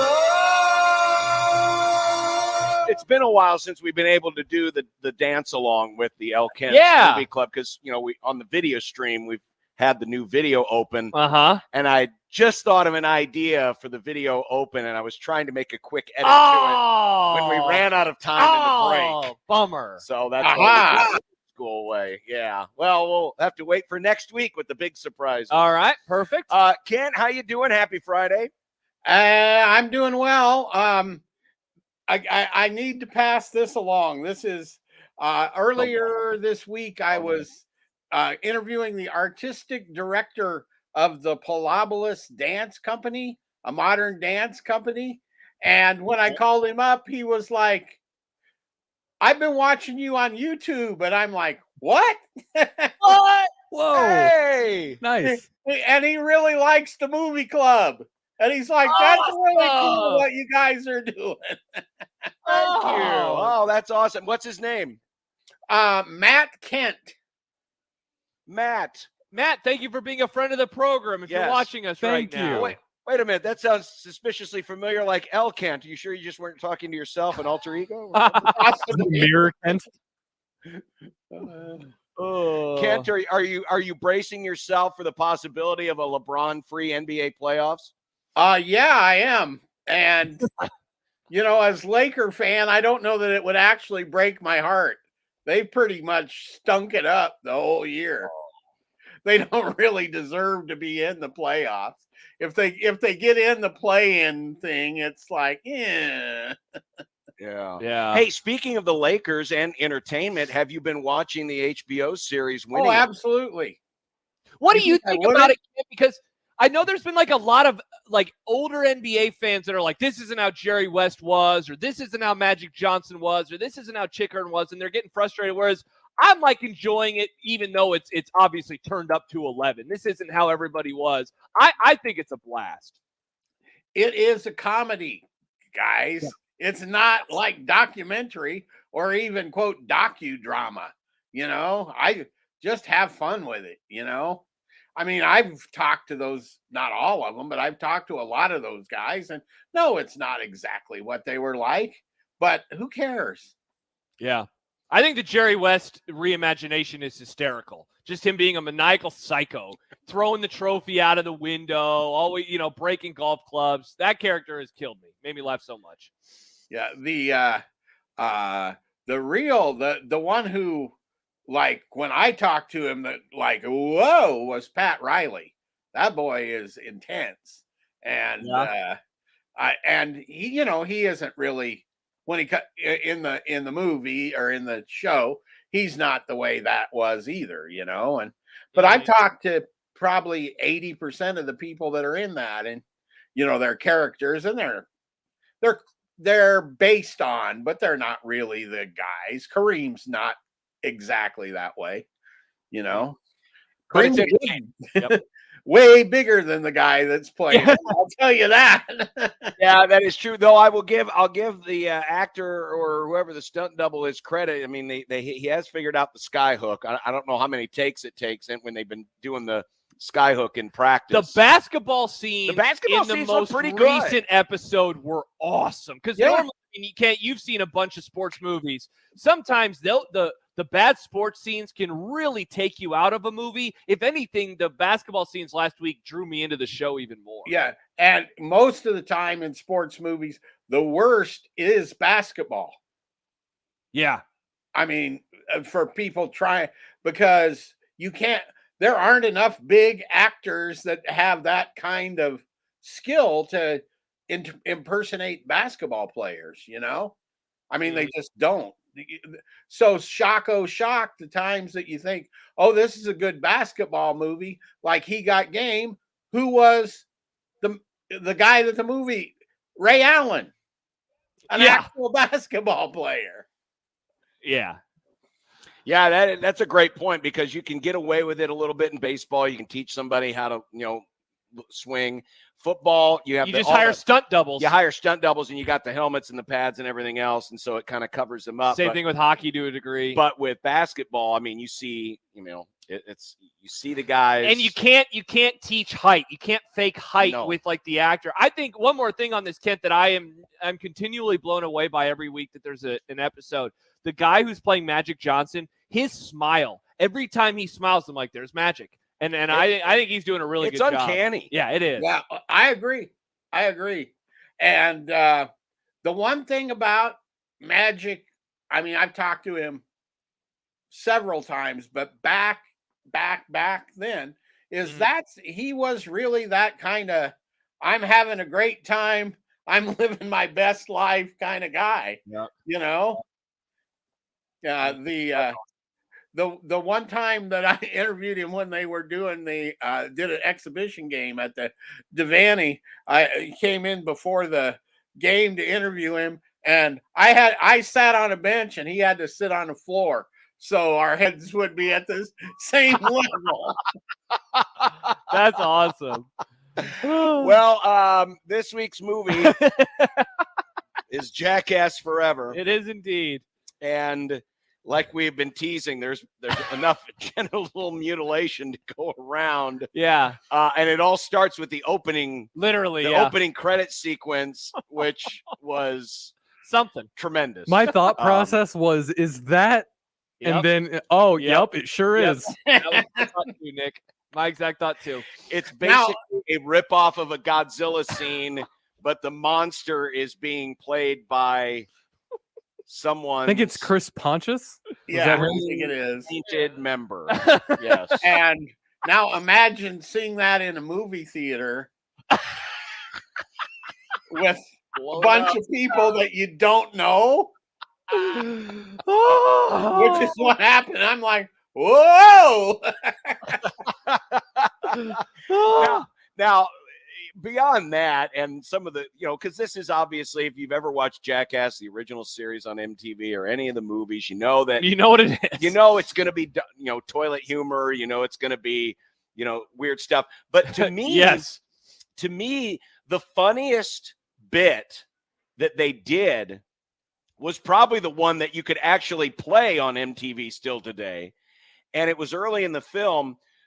So they gather the guys and they're trying to fool them into thinking that there's going to be some kind of a stunt with a poisonous snake. Oh, that was awesome. I love that. And they put them all in this room, and then it was actually a trick, and they left a couple of guys in the room. They slammed the door. They killed the lights. They left what they thought was the snake in the basket, in a covered basket in the room. Lights go out, and no one can see anything. And Johnny Knoxville and one of the other Jackass guys were in there with their night vision goggles. Just kind of messing with them, either grabbing them or using a shot collar or something just to throw them off, because you're in pitch black darkness.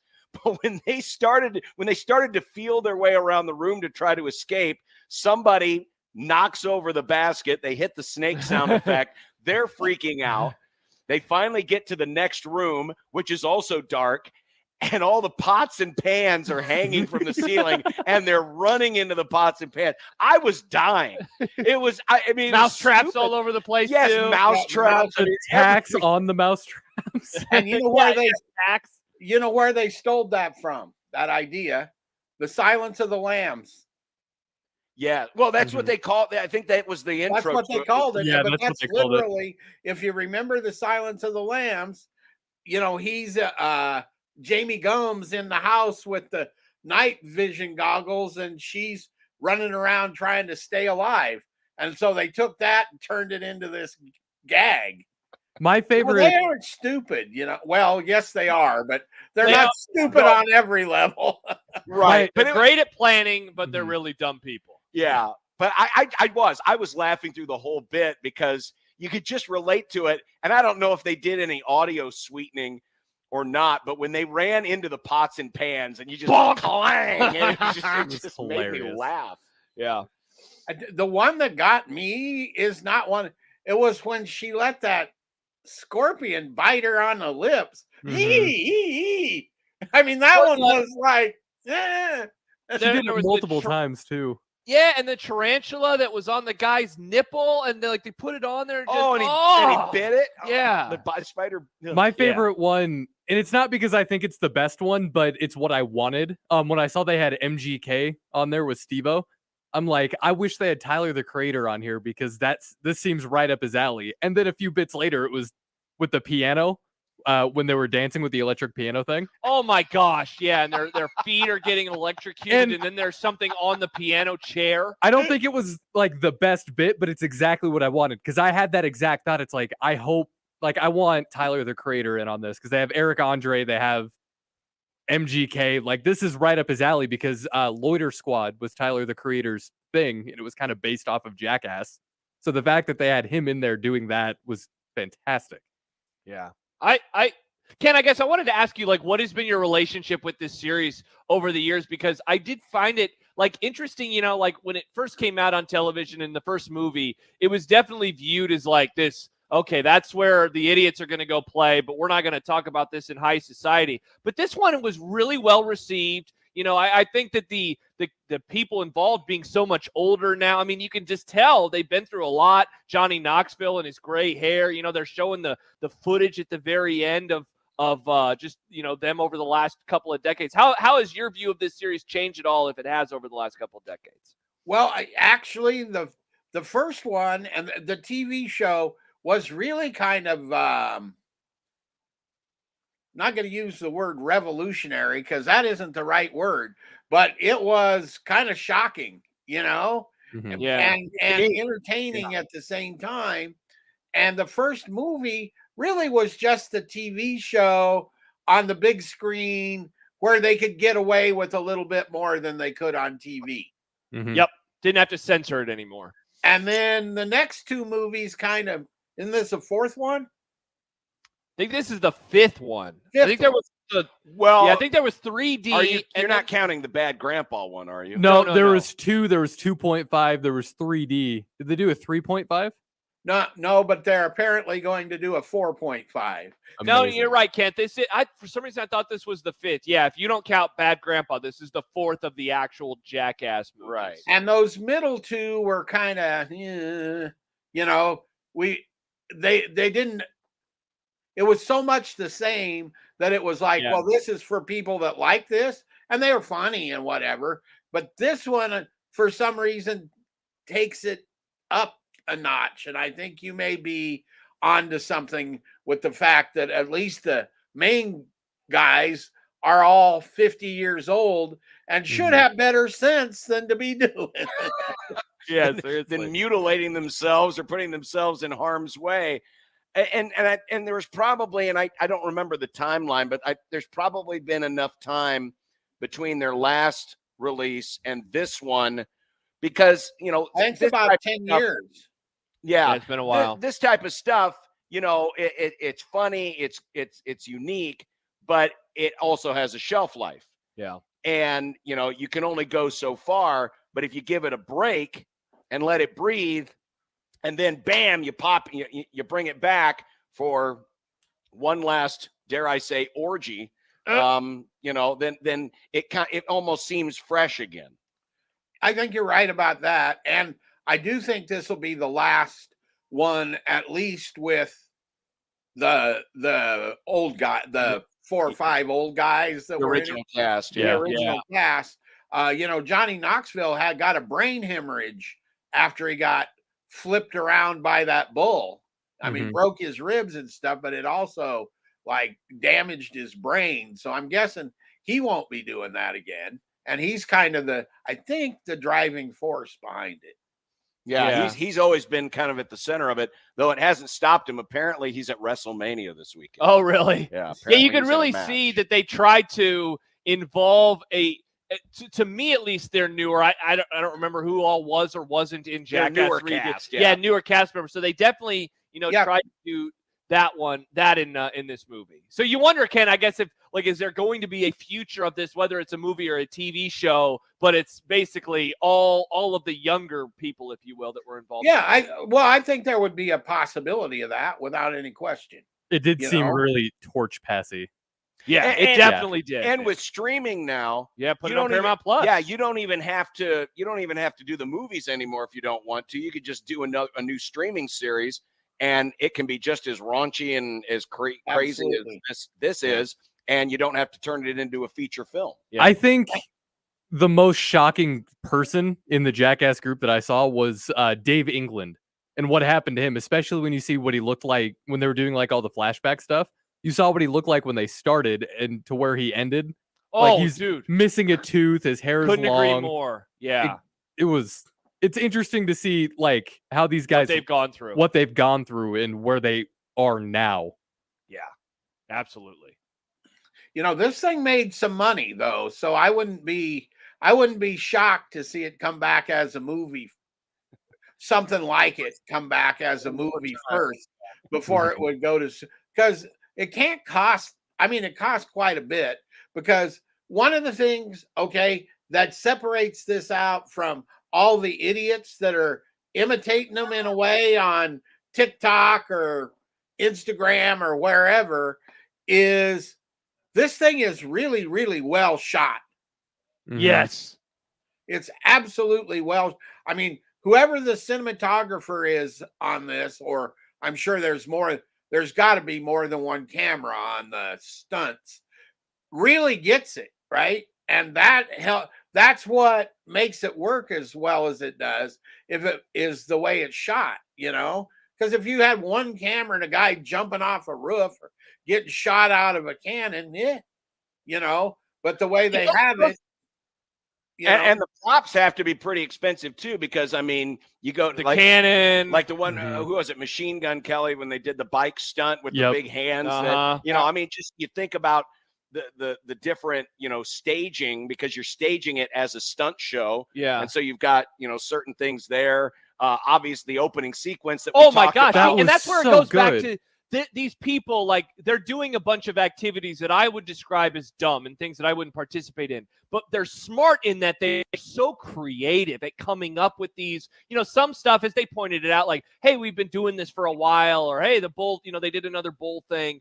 But the creativity that they have in putting these set pieces together, it's being really smart to then show yourself as being really dumb. It's a fine line, but I think that they walk it extremely well. And the other thing that makes this work that you don't think of until you really put it is they're doing it as a group, there's a camaraderie and all of that. Yeah. That if you isolated it out and took away from the group, you just have a whole bunch of mean things back to back to back. Right? But you add that other element in, and it kind of cuts some of that meanness, or whatever you want to call it. Yeah, basically, Kent, everyone is going to get messed with, and they all know that going in. And so I'm guessing, because if you're in a friend group and there's one person who's always maybe getting hit in the junk, at a certain point it does cross that line from it's funny for everybody to you're just kind of being mean to that person. but it doesn't seem like they ever really crossed that line, given that everybody is going to get screwed Everyone with. gets messed Johnny with. Knoxville he's going to get messed with by a camera operator, and Knoxville's going to mess with the camera operator. The one time that I thought, wow, they might be crossing a line, and I found it being the funniest skit, was the thing with the bear, just because. Oh, that guy.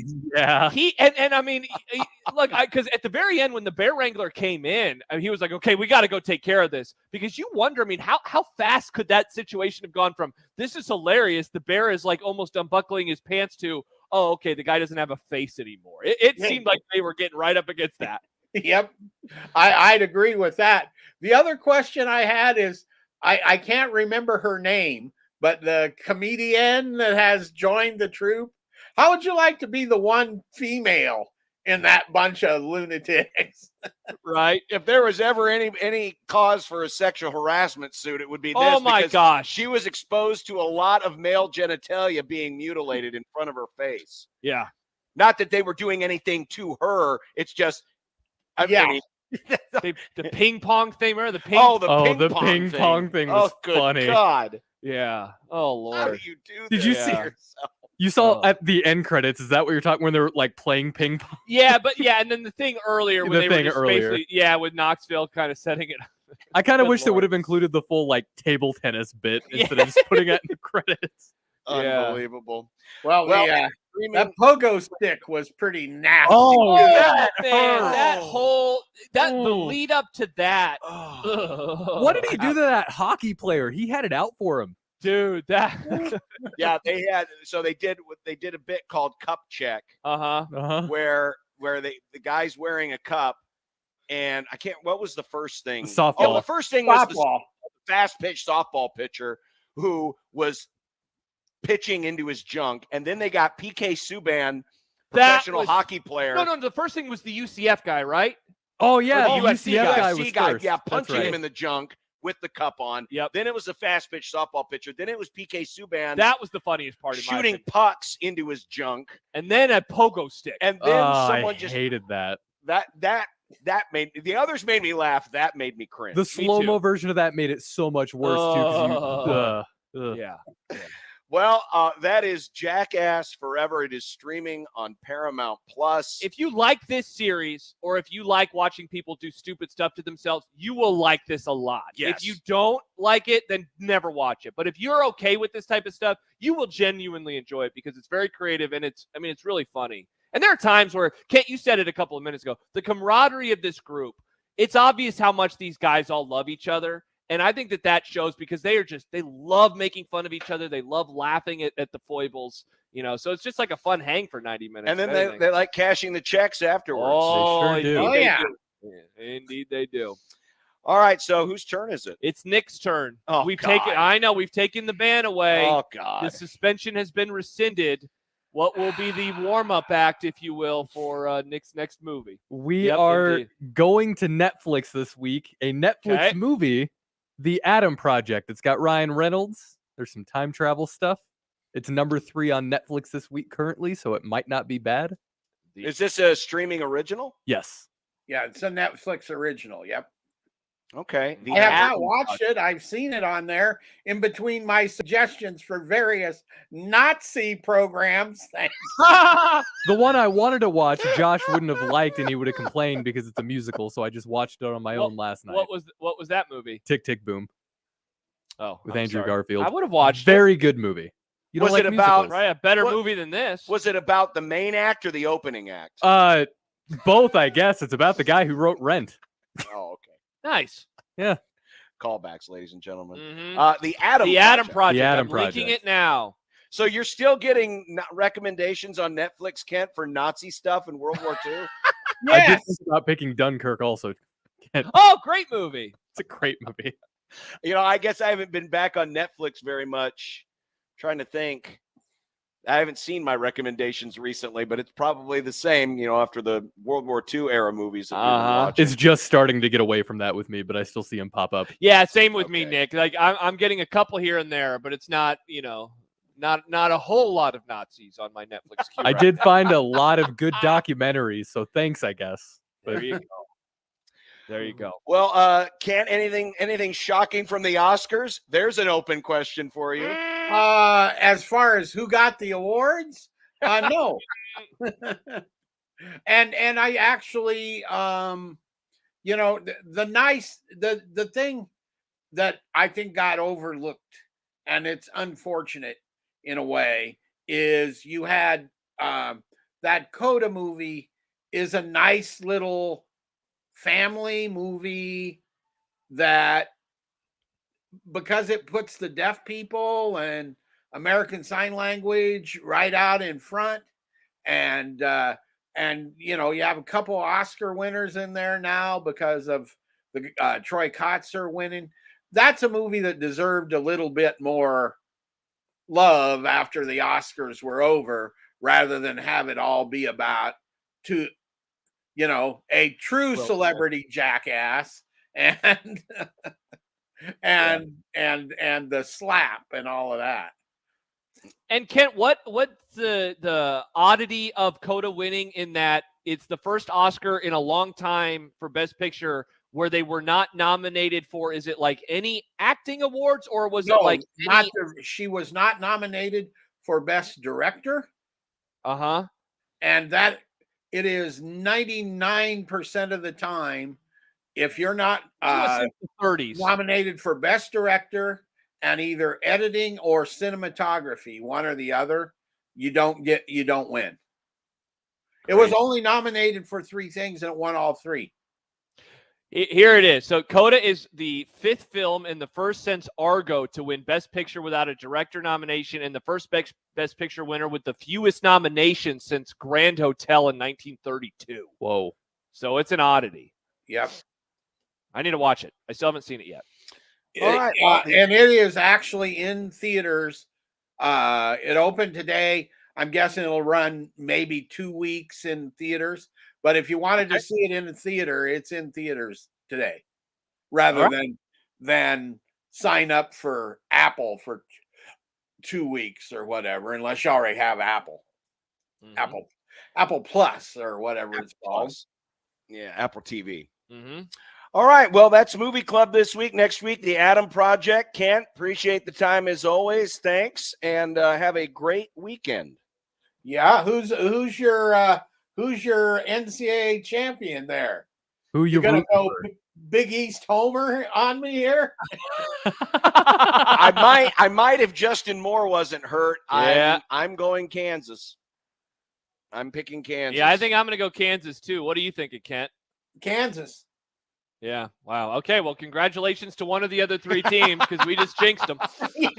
We just jinxed them. They're done. It'll be Jay Wright and Villanova once again, or maybe it will be Coach K. There you go. All right. Ken, have a great weekend. Take care. See you later. Bye, there Ken. he is, Kent Wogemont of the Lincoln Journal-Star. Back with more of Unsportsmanlike Conduct. We are closing in. Oh, baby. On One Beer Friday. Send us those tweets. Take that picture. Enjoy the beautiful weekend weather. Oh. It'll be close to 60 all weekend. The snow's done. The wind isn't awful. It's not today, man. I mean, it's windy, but it's not like it's not awful. Oh, it's not terrible. It's not awful. Nope. So take a pic of what you're enjoying this weekend and send it to us in the JTech Construction Zone Twitter feed and hashtag One Beer Friday. More of Unsportsmanlike Conduct next on 1620 The Zone. Zone, taste of our takes. Sharpen betting in the morning. Reach out! Oh, but Arthur! Kaluma! My God, how does he not pass out during a game? That's John Bishop. You'll hear him on the call. We're joined by Creighton head basketball coach Greg McDermott. Matt, good morning. Welcome back. There's a reason John Bishop's on in the afternoon. That's so people don't have to listen to him in the morning. For more, tune in every day to 1620 a.m. or go to 1620thezone.com. Your Omaha area forecast from Conoyer Garden Center and KETV Newswatch 7 on 1620 The Zone. Clouds will be increasing all throughout the evening. We will be tracking the chances of scattered rainfall, especially after your dinner time hour, ending right before midnight. We could collect anywhere between a tenth and close to a quarter of an inch of rainfall, all clear for your Saturday. A high temperature of 60 degrees under mostly sunny skies. I'm meteorologist Anthony Copeland for KETV News Watch 7. 1620 The Zone's Unsportsmanlike Conduct, brought to you by a great friend of the program, Union Bank and Trust. 1620 The Zone Traffic. From the Burton AC Heating, Plumbing, and More Time-Saving Traffic Center. A couple crashes to avoid. A wreck on 120th at Q, still causing delays through there. We've got an accident on the entrance ramp from Pacific to southbound 680, and also a few delays if you're south on 84th between F and Q Street. I'm Mike Neville. This time-saving traffic is brought to you by Saul's Jewelry and Loan. Hey everyone, it's John with Saul's. Great jewelry is always in fashion, and we have it all at Saul's. From diamond bracelets to rings to earrings and those one-of-a-kind gold pieces that you can't find anywhere else, and so much more. Smart shoppers start here at Saul's. When it comes to cement fiber siding, you want durability, hail and chip resistance, and beauty. You want James Hardy cement fiber siding. Carp's Complete Home Exteriors is an elite preferred James Hardy contractor. Call Carp's today or visit carpsomaha.com. Kid Rock. Bad Reputation Tour. Friday, April 8th, CHI Health Center. The American Badass, Kid Rock. With Grand Funk Railroad. And a special appearance by Trey Lewis. On sale now. Get tickets at livenation.com. Kid Rock. This is it. It's the final weekend to save during 42 degrees. Can't wait for spring sale. So hurry down to any location and save on Kratom. Buy one and get a second one for 50% off. Looking for Delta 8 or CBD products? Check out what we have starting at $12.99. While there, check out our pipes and vaporizers starting at $11.99. So stop by any of our new locations, talk with the most knowledgeable and friendliest staff, and you'll see why we are the source. Buy your mom's house. Give your business a whole host of options with Host Coffee. The most impressive selection of office coffee, water options, healthy food options, and vending technologies. Host Coffee, serving you since 72. At Union Bank, people don't have your money. Your money has people. First home people, investment people, people who answer the phone and your chats, dream car people, dream retirement people, driving your dream car in your dream retirement people, small business people, credit card people, and all the other people you need.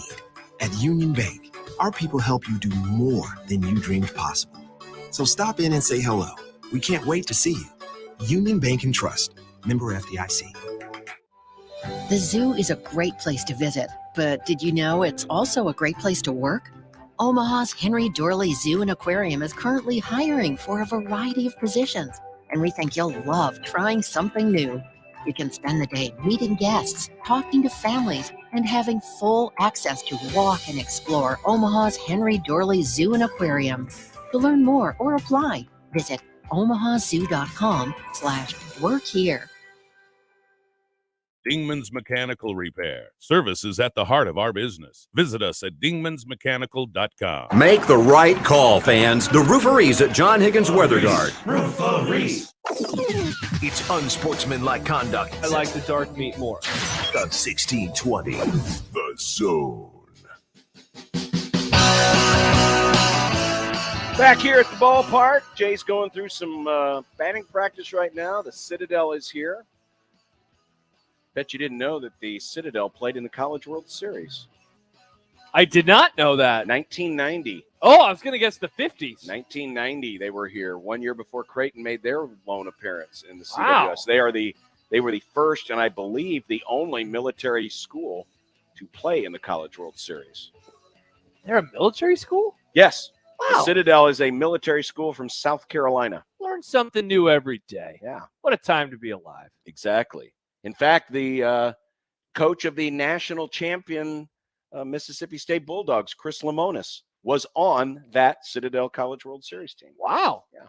So look at you getting your prep ready for I got June my already. Hey, I'm getting all my prep work done. It'll baby. be here before you know it, man. The College World Series. Brought to you by Big of the West. I don't know who it's brought to you by this year. Yeah, probably. Can't say that right yet. Yeah, not yet. I got a question for you. All right, I'll see if I have an answer.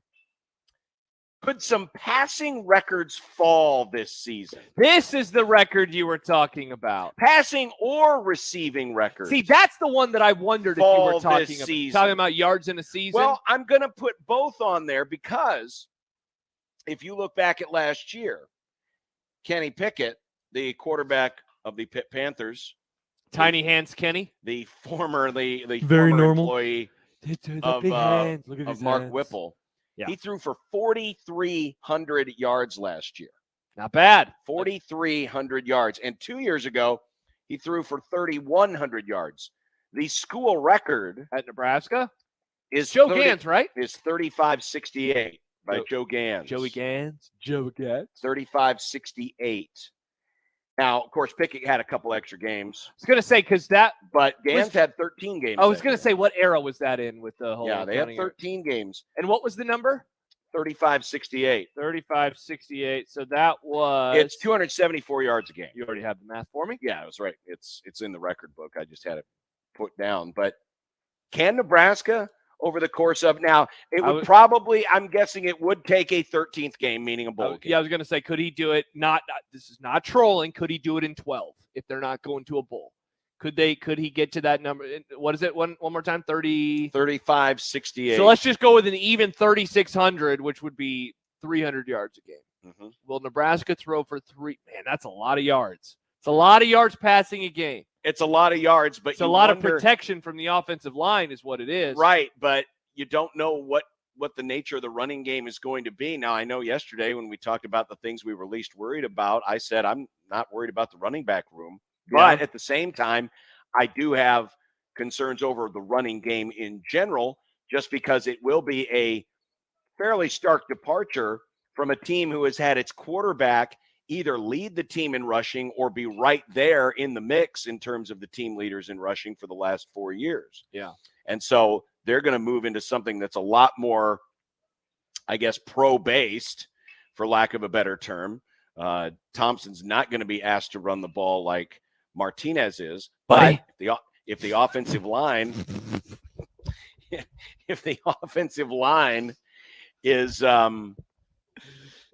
struggling, especially in run blocking, maybe Nebraska airs it out and tries to take advantage of some of the talent that they'll have on the edges. Oh, sorry. And their tight ends. It's one of the things that assuming they have healthy tight ends. They got to have a healthy tight end room. One of the things that I brought up a few times over the last couple of months is, okay, quarterback run game decreases. You take those yards that Adrian Martinez had on the ground, and where are they dispersed? Are they dispersed to the running back room? Are they dispersed to the wide receiver room, if you will, through the air? And of course, the other caveat that I would add into this is they need to add more to it. I think that the production, if they're going to be a better football team, the offensive production overall is going to have to increase. And I know in the end, it's not about yards, ma'am. It's about points. And that's true. But to get the points, they're going to have to move the ball as well. And so I've been wondering that all off season, ever since we did that deep dive into the Mark Whipple offenses. And my takeaway was quarterback run game will be a lot less in 2022 than it was in 2021 and really in 2018 and beyond in the Adrian Martinez era. So if those yards go away, they got to come up somewhere if Nebraska is going to be an improved football team. My guess is that they would come through the air. But 300 yards a game, or if you're adding a 13th and they're actually making a bowl, it's still a lot of passing. That's 275 a game. And the thing, I'll say it one more time, offensive line. Like, do they have a line that can protect them good enough? And, can Casey Thompson get those guys the ball? Can he get the ball to his buddies? Yeah, exactly. And, the amazing thing is, as I look at this list of Joe Gans's highest passing games, 2 of them happened. Actually, 3 of them happened in 2007. Well, Kansas State. The Kansas State game where he threw for 510, which is the school record. Colorado, was that the Colorado game at the end of 2007 when he threw for 484. And then Kansas? At Kansas where he threw for 405. And they all happened in 2007. They got murdered. They lost all those games. They lost. Well, no, they beat Kansas State. Yeah.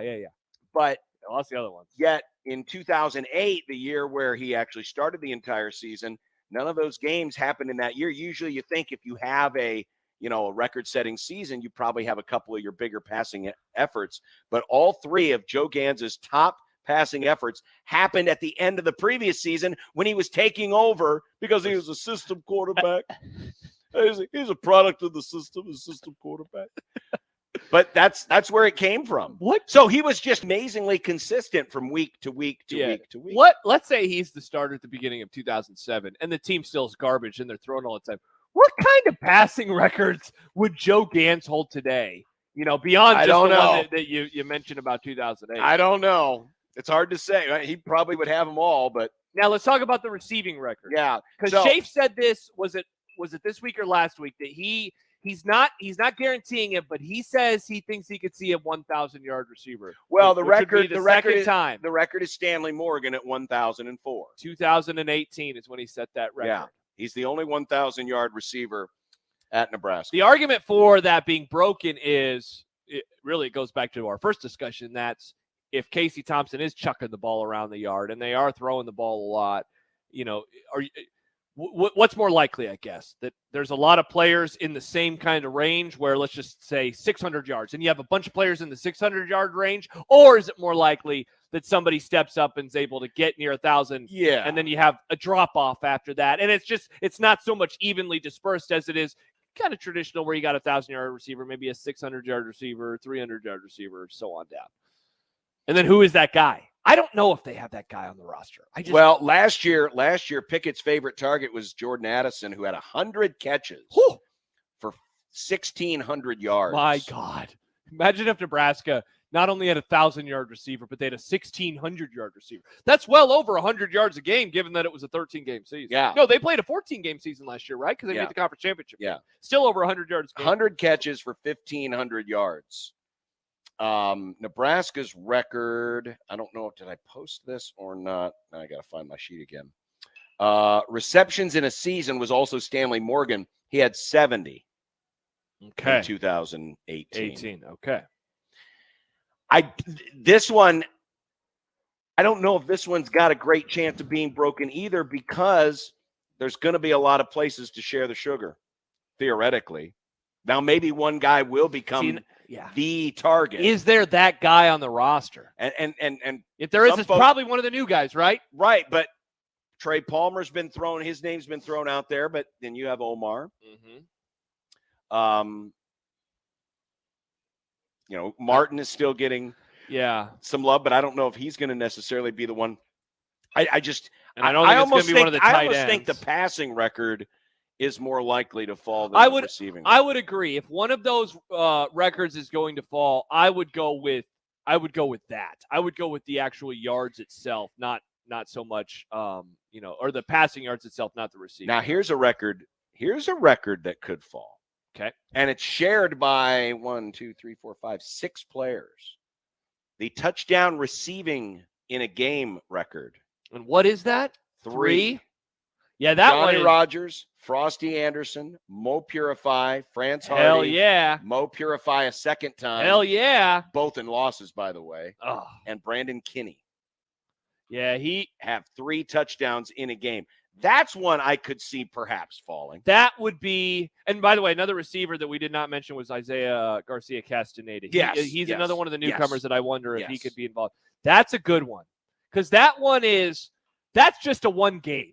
Of course, because it's one game. But it's just a one-game scenario. So you're not talking about consistency over the course of an entire season. You're talking about a player who's having a good game, was able to get open a few times. I could see that one falling at some point. It might be fun to just track these and see if any of them could happen. And and a lot of this is, at least for me, it's more about the fact that I don't think Nebraska is going to run it a lot. Same, man. Same. And I think Nebraska will throw it more. Yeah. And so the opportunities are going to be there. And I know, I know there have been some seasons. I think last year at Pitt, they were about 51-49 in terms of the run pass plays, but in terms of gaining yards, Pitt didn't have a great. And we've pointed them out. We've shown the facts. In fact, I think I still might have it here on if you're following along on the video stream. But let's see, here's Whipple. The Mark Whipple breakdown. But when you look at the yards per carry, and the best yards per carry any Mark Whipple offense has had in the Division I level is at UMass, 4.3 yards a carry. So it's not one of those. And you look at the run percentage, which is like the fifth column over. That ain't going to get it done in the rugged Big Ten, John. Yeah, the run percentages. Whipple's teams have always thrown the ball more than run the ball. Yeah. Meanwhile, last year, Frost's team ran, in fact, been running the ball a ton. In all 4 seasons, the run-pass ratio has been run heavy, not pass heavy. And 2019 was the one that was, I believe, north of 64. It was like 62 or 63, or maybe even 64% run-pass ratio, if I remember right. That was the season, of course, where, Luke McCaffrey, or am I thinking of 2020? Maybe I'm thinking of 2020. One of those years, though, their run-pass ratio was just an incredible level of run versus pass in the, modern era of college football. Now, these aren't percentages, but maybe you can factor it in your own head. So last year, 490 rushes, 342 passes. 342? Yeah, 490 to 342. So that was 58%. The year before that, COVID-shortened year, 334 to 229. So 563. So that was 59% again. Maybe it is 2019. 2019 was 544 rush, 323 This pass. is the one. Okay, 867. This run pass ratio was 62.7% run. And in 2018, again, the year that Stanley Morgan set the single-season receiving record. Still ran it a lot. But 464 to 404. Oh, so that's barely. See what I mean? Yep. So that was you're 53%. probably going to see a year where the passes, where it may be pass 464, run 404 or something like that. And that's going to, again, open up opportunities for, more yards, more receptions, chance for maybe a record. One more tweet. JD says if the passing records, if Nebraska sets the passing records, Nebraska's 4-8. Being pass happy in the Big Ten is a hell of a lot different than the ACC. Well, if that's the case, then you're not necessarily for the hiring of Mark Whipple, unless Whipple goes completely against his traditional grain. All of his teams, we've got the graphic up if you're watching on the video stream, all of his teams, look at those run percentages, 44, 44, 45, 48, 49, 46, 47, 48. It's always been more pass than run. Well, always. JD's an Iowa fan, so I think he'd be A-okay with Nebraska going 4-8. All right, we've got more to come. Got to take a break and be back with more of Unsportsmanlike Conduct in just a moment. We got a big sports flash coming up next, John. Big sports flash. Big one. That's not fake news. Well, I hope Ed Service didn't change his lineup. Because I just put it down in my book. Think of this noise, John. Punk. I don't know what noise that was. What the hell was that? Think of President T's statement the other day. Think of the sport that he was talking about. Remember that sport, John? Clank. Remember that? Clank. Cut through the wind. Remember those things? All right. Stand by for news on 1620 The Zone. Hey, everyone. Josh Peterson here for my friends at Kugler Vision. Speaking of things going clank, and speaking of that statement that came out a couple of days ago, one of the things mentioned in that statement was that some of the people in that golf party, well, they couldn't see as well. And I would then recommend, hey, why don't you go to my friends at Kugler Vision? So if you are out there on the golf course and somebody is hitting a hole-in-one, well, you'll be able to see that from the tee box all the way to the pin as that person celebrates. And then plus you get to go to the clubhouse and get a drink on that person. But this is where Kugler Vision comes in to help you out when you're out on the golf course, when you're at a ballpark like we are at today. Sometimes you got to sit a little bit higher. Certainly, my co-host does each and every time that he is calling a baseball game. And one of the things that I would hate for John to do is to not be able to see who makes a diving catch in center field, to not be able to see the count on the scoreboard. Well, if John ever struggled with his vision, he could, of course, visit the website, KuglerVision.com. You could also give him a call at 402-558-2211. They offer all 7 forms of modern vision correction. If you are stuck, if you have tough vision problems, or if you've been told that you can't have LASIK and you're stuck with that bad vision, don't lose hope. Visit their website today, kuglervision.com. Find out which of their 7 different procedures are going to work best for you. 402-558-2211 or at kuglervision.com. Bringing you all the madness. I'm out of my gourd! 1620, The Zone. At Union Bank, people don't have your money. Your money has people. First home people, investment people, people who answer the phone and your chats. Dream car people, dream retirement people, driving your dream car in your dream retirement people. Small business people, credit card people, and all the other people you need. At Union Bank, our people help you do more than you dreamed possible. So stop in and say hello. We can't wait to see you. Union Bank and Trust. Member FDIC. Experience the difference at Woodhouse Buick GMC. Discover the all-new 2022 GMC Terrain. With 3 distinct trim lines to choose from, there's a Terrain for any driver. Plus, safety and capability come standard in the Terrain lineup, so you can conquer the road with confidence. Shop our indoor showroom or purchase online at WoodhouseBuickGMC.com. Woodhouse Buick GMC. We are professional grade. You're an essential worker, and the Department of Labor helps ensure you receive the protections you deserve. Visit our website or call 866-4US-WAGE. That's 866-487-9243. Brought to you by the U.S. Department of Labor. Rebuild or reload. Nemard sprints into the front court, lobs it up, and it goes in! Settle or soar. And Alex O'Connell forces a second overtime. Fold or fight. Here's Trey, a run to the rim, goes in and one! The future arrived. Harper! The Creighton Blue Jays Have never quit on you! let it fly. Jays win! Jays win! Jays win! Finding great candidates to hire can be like, well, trying to find a needle in a haystack. Sure, you can post your job to some job board, but then all you can do is hope the right person comes along, which is why you should try ZipRecruiter for free at ZipRecruiter.com/radio. ZipRecruiter doesn't depend on candidates finding you. It finds them for you. Its powerful technology identifies people with the right experience and actively invites them to apply to your job. You get qualified candidates fast. So while other companies might deliver a lot of hay, ZipRecruiter finds you what you're looking for. The needle in the haystack. See why 4 out of 5 employers who post a job on ZipRecruiter get a quality candidate within the first day. ZipRecruiter, the smartest way to hire. And right now, you can try ZipRecruiter for free. That's right, free at ZipRecruiter.com/radio. That's ZipRecruiter.com/radio. ZipRecruiter.com/radio. 1620 The Zone's Unsportsmanlike Conduct is brought to you by Union Bank and Trust. Now back to the program. Sports Flash. Time for an Unsportsmanlike Conduct Sports Flash update. Sports Flash. From the Sports Flash Sports Desk. You ready? So?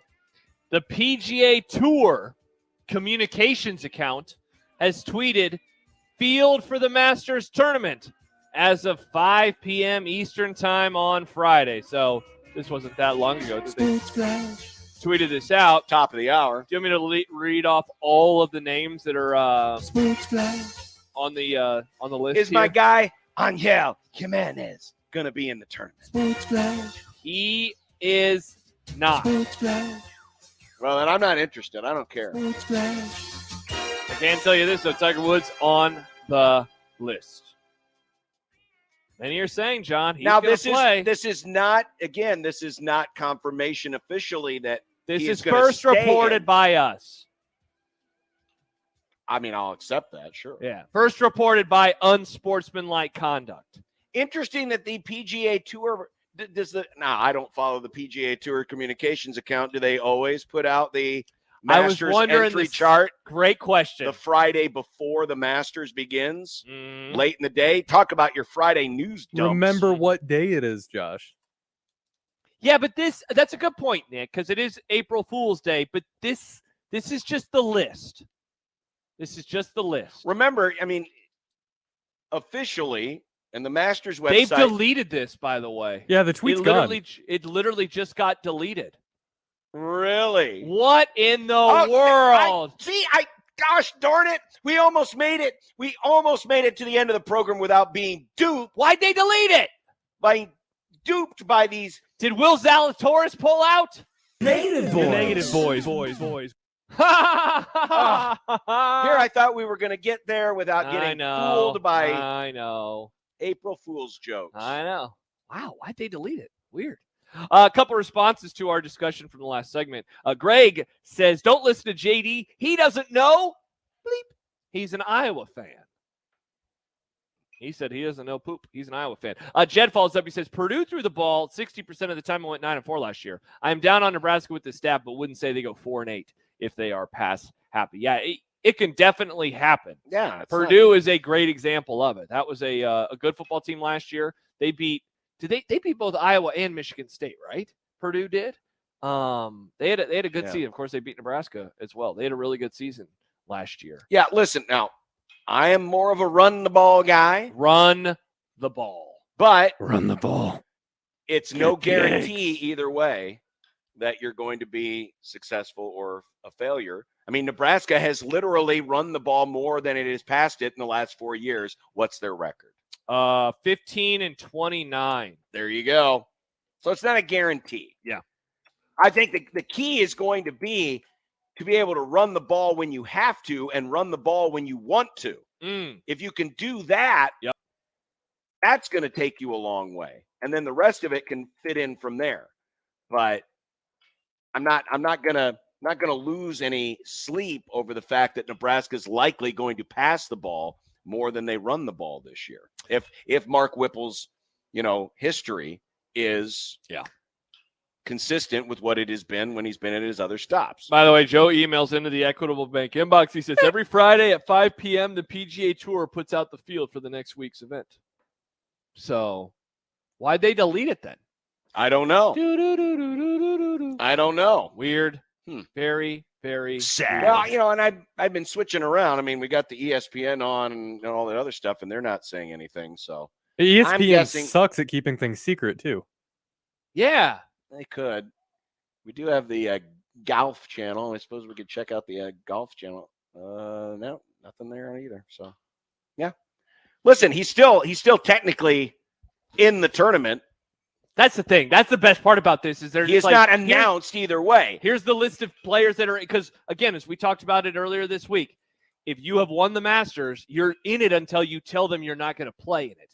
Because who was the guy on the list the other day? He's like some 99-year-old dude. Like, of course he's not playing, but he had to let them know, like, I'm not playing this year. And they're like, okay, old man, thank you. We'll take you off the list. All right. We come back. It is Friday. It is the whistle has sounded for most of you. You're on your way home. The weekend has begun. That means it's One Beer Friday. One Beer Friday. Coming up next, send in those tweets. Show us a picture of what you're enjoying this weekend. Use that hashtag OneBeerFriday because One Beer Friday presented by 1620 The Beer is next on 1620 The Zone. Live from the Host Coffee Studio, this is 1620 The Zone. 1620 The Zone. Traffic. From the Burton AC Heating, Plumbing, and More Time-Saving Traffic Center, we got some wrecks to avoid this afternoon. An earlier crash in cleanup stages causing delays on 120th at Q. An accident on 180th near Blondo is affecting southbound commuters. Got a crash on southbound 72nd at Platteview Road. And then if you're west on Cornhusker, looks like a wreck at 12th Street is causing delays through there. I'm Mike Neville. This time-saving traffic is brought to you by Lanahan Nurseries. Shop Lanahan Nurseries for all your mulch needs. Best quality mulch at the best price. You'll notice our prices are lower than anybody else's. That's because you're buying your mulch straight from where it's made. Convenient delivery or pickup. Lanahan Nurseries, 192nd and Center. Email Unsportsmanlike conduct on the Equitable Bank Zone inbox with whatever is on your mind, from your hot takes to what you think is one. The Zone inbox is brought to you by Equitable Bank. We take banking personally. We want to hear from you on the Equitable Bank Zone inbox. It hit me like a ton of bricks. I'm like, I never smoked a cigarette. How in the hell did I get lung cancer? I don't smoke. I've never smoked. So I started Googling. One word just kept coming up, like it was in bold and red, and it was radon. Radon is the number 2 cause of lung cancer. Well, you don't know if it's in your home. You got to test. You can't see it. You can't taste it. You can't smell it. What's your level? Radon Defense Midwest can help. Visit radonradio.com for a special offer. That's radonradio.com. Mike Rowe here with a gentle reminder that civilization is held together by pipes, wires, and cables. It's true. There are over 5 million miles of gas lines, power lines, fiber optic lines, water lines, and sewer lines, all buried beneath your feet. And every 60 seconds, somebody digs into one. Look, if you're thinking about digging around, do yourself a favor and call 811 first just to find out what's down there. Trust me, you don't want to find out the hard way. Call or click 811 before you dig and visit safeexcavator.com for more info. If there's one thing that you can count on every spring, it's that we're going to have to deal with some hail. J-Tech Construction is the company to call to make it right again. J-Tech Construction specializes in siding, roofing, windows, and gutters, even solar. They're trained for insurance claims assistance, and they can help with your insurance company. Turn to the team the Huskers turn to, J-Tech Construction. Use your favorite search engine to find J-Tech Construction online and schedule a free estimate today. NRG Media is a locally focused company with a full suite of digital advertising products, and we're recruiting for a digital marketing salesperson. If you're looking to grow in a sales role that lets you create unique marketing campaigns for businesses by using products like OTT, targeted display, social media, and more, send your resume to salesomaha@nrgmedia.com. NRG Media is an equal opportunity employer. Shop Woodhouse Place Hyundai and Nissan, 144th and Giles. KOZN, Bellevue, Omaha, Council Bluffs. It'd be nice to have a throw. It would be nice to have a throw. It would be nice to have a throw. It would be nice to have a throw. It would be nice to have a throw. It would be nice to have a throw. It would be nice to have a throw. It would be nice to have a throw from your mom. I drank beer with my friends. Sometimes I had too many beers. I liked beer. I still like beer. Had beers, have some beers. One beer, drink beer, drinks beer, drank beer, and drinking beer. Upstairs, downstairs, where was it? I don't know, but I had one beer. Friday!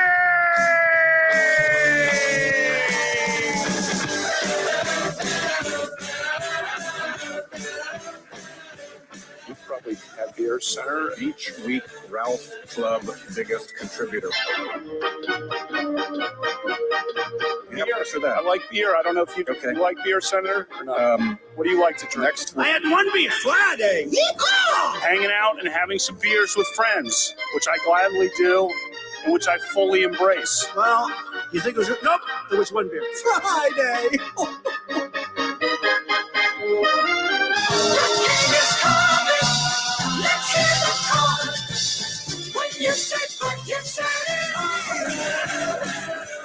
Yep.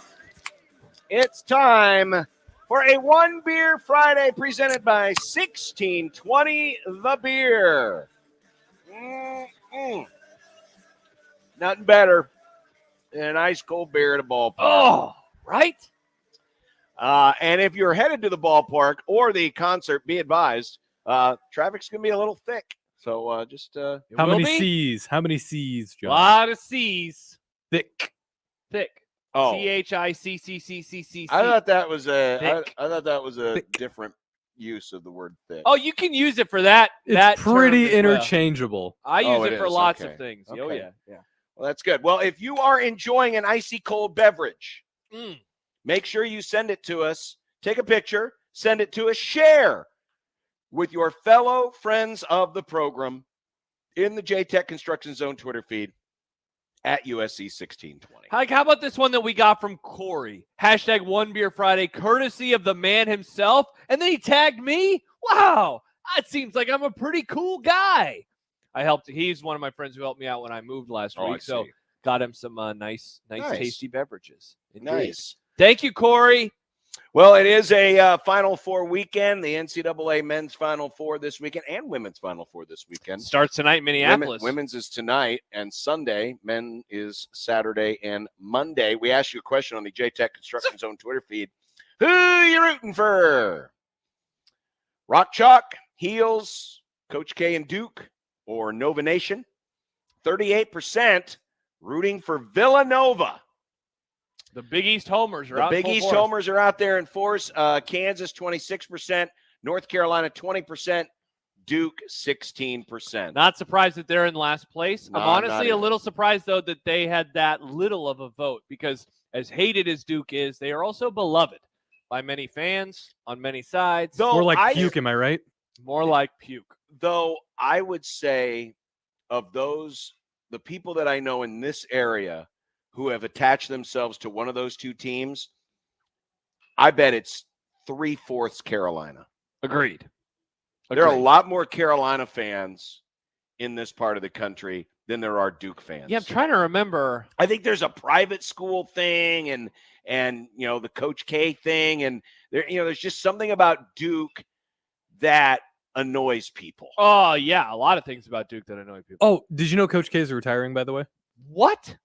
Right. Interesting. Yeah, we knew that. I am trying to remember, like when I was in high school, I told the story this week about how, given that Nebraska was bad, like my friends in school that were college basketball fans, we all kind of picked other teams that we liked, and I liked North Carolina. But one of my friends, he did love Duke. He liked JJ Redick a ton when JJ got there. Very clean shooting stroke. Yep. And so he was a Duke guy. I don't think I know any Duke fans though anymore. You're right. I know a lot of North Carolina fans, including our very own Damon Benning. Loves North Carolina hoops. Yeah. But yeah, I don't know any Duke fans anymore. Yeah, there's just not as many out there. Yeah. I do think the private school element is at least at part. For why people hate them? Why people don't like them. Yeah. Because North Carolina is they're a public school. They're the public school of that state. They're the state school. And there's just something about, Gonzaga's probably one of the few of the public school or private schools that, and I realize that, anyone can go to, if they get the grades, they can go to Duke. It's not like it's an exclusive club. But in terms of those schools who don't get state funding and vice versa, Baylor has obviously, we talked about earlier, a lot of different reasons. But, here in Nebraska, Husker fans hate Creighton. Yeah. There's just something about, the public versus private thing that I think is like an entry into why folks don't like that particular school. One school that probably bucked that trend to a degree was Georgetown back in the 80s. Because, it was kind of cool to like Georgetown. See, and that's what I was going to say. How much of this is a style perspective or that's part of it too. The idea of being cool. And you can speak to this better than I can, so I guess I'll just ask you the question. Was there a moment where Duke went from, in your mind, and this was maybe reading the tea leaves, a likable kind of underdog, if you will? Because remember, it didn't last very long because they literally went from that to, the favorite in 1 or 2 years. Yeah, and how much of that was Leitner just making people despise them? People just disliked him. Duke, in a lot of ways, Duke ended up following a very similar course to the New England Patriots. Yeah, the Patriots went from the lovable underdog to hated almost overnight. Same thing with Duke. Yeah, but the difference was the Brady hate didn't really manifest itself until a little bit later. But with Christian Leitner, people despised him. I mean, we were at the tournament 2 weeks ago, and North Carolina was playing in our pod, and there was a guy in the stands wearing an I still hate Leitner shirt. People hate that guy, man. Still, and he played 3 decades ago now. Yeah. Think of that. The shot that he made against Kentucky, right? That was in 92. It's a long time ago. Yeah. And yet he still resonates with people. So, yeah, Duke has always been interesting to me because they had not won a title until 91. And I've always wondered that, like, did people like them? When they were having their success in the 80s without a national title, did people like Duke? Do you remember if that was a thing where it was like, well, they were an underdog. Yeah, Yeah. I think, there was no reason to hate them. Yeah. There was no reason to hate them. And then they got waxed by UNLV. And then the next year they upset UNLV, and they were everyone's darling. But literally, thanks in part to Christian Laettner, the Laettner shot and the first national title are a year apart. And by that point, it had just been, bleh. And I don't like these guys anymore. It flipped quick. I do think a big part of it, too, is the way in which they were covered. There's a lot of, there was this clip on Bomani Jones's HBO show a couple weeks ago. There's a lot of coded language with Duke, especially early on in their run, talking about they're doing it the right way. And they're basically it's a team full of a lot of white guys. Yeah. And you look back on it and it's like, wow, that's pretty interesting that's how they described him. And so I think they very quickly became a villain in part two because how they were covered. It's like Tim Tebow. I brought this up a couple weeks ago. Tim Tebow, I love Tim Tebow in the early part of his Florida career. Very fun player to watch, tons of touchdowns, unique style, but just the fawning that he got from the media, for me, it just became too much to bear. And I was like, okay, again, though, they won and then they become the villain. We see this with anyone that has success. The first Warriors title with Steph Curry, it was like, wow, this is incredible. They were the villain the next year as they're on their way towards 73 wins. So you're right. Once you kind of got it done, we move on to the next thing. Patrick Mahomes. Wow, you're really fun. Now we're like, tear Patrick Mahomes down. It's just society. But it was a lot quicker, I think, with Duke. I still think there's a lot of people that are wowed by Patrick Mahomes. Oh, definitely. Definitely. But with Duke, it turned from lovable underdog to hated, villain in almost overnight. Jed says, I hated Bobby Hurley so much more than Laettner. There were a lot of people that didn't like Hurley either, obviously. Laettner was much more the flashpoint for a lot of folks. Definitely. I remember hating Laettner. Stepped on the guy from Kentucky, that was I remember hating Laettner. Just like, oh, that guy, just something about the way he looks. But I would agree with Jed. Hurley, you just disliked a lot of those guys. Grant Hill was one of the few of those earlier Duke, title teams that people liked, that you were okay with. Yeah. Or at least you didn't have a reason to really hate him, but he was wearing Duke colors. So you hope that he, didn't win. Yeah, sure. So yeah, the results of poll does not shock me at all. Jordan says, could some of it be because people loved MJ and hated Laettner and Hill? But you see, Duke wasn't a thing with Michael Jordan. Krzyzewski was only in his second or third year when Jordan was there. Duke didn't really become, They made the first Final Four in 85, I think? Yeah, but under Jay Bill. It was really mid to late 80s after Jordan had left. Yeah, because and yeah, unless he meant it like people like Michael Jordan, so then they like North Carolina retroactively. Maybe like somebody of my age. Maybe, but James Worthy, they were good players on North Carolina. Yeah, then in the 90s, Vince Carter was on, Rasheed Wallace played for North Carolina. Yeah. I don't think the Jordan thing Jerry had a lot to do with, with why people just dislike Duke. Yeah. I think it's more just the dislike of Duke in general. I think you hit on it at the beginning, though. I think that Carolina has more often than not definitely seemed like the cooler team, the cooler program.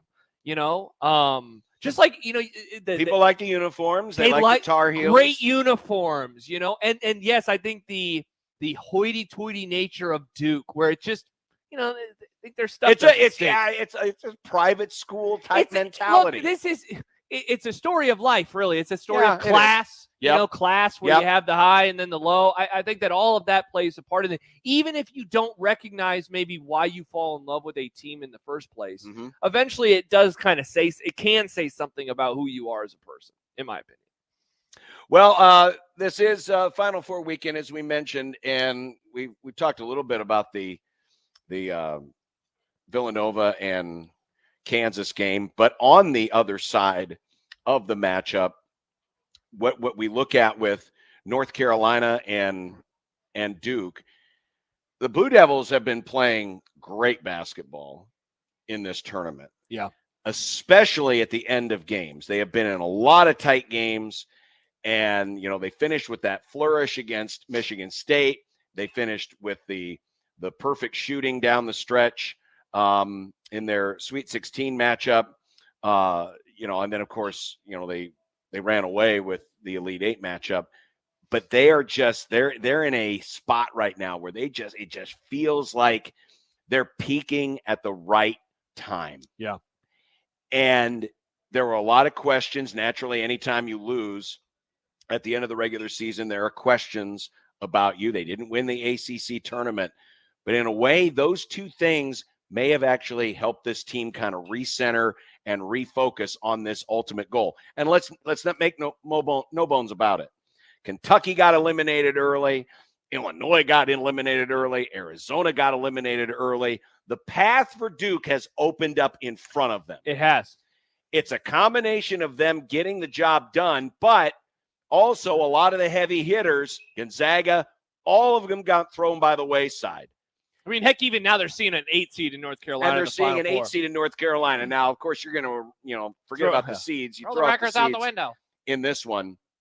But, we were talking to John Fanta yesterday, and you just look at the talent that they have across the board.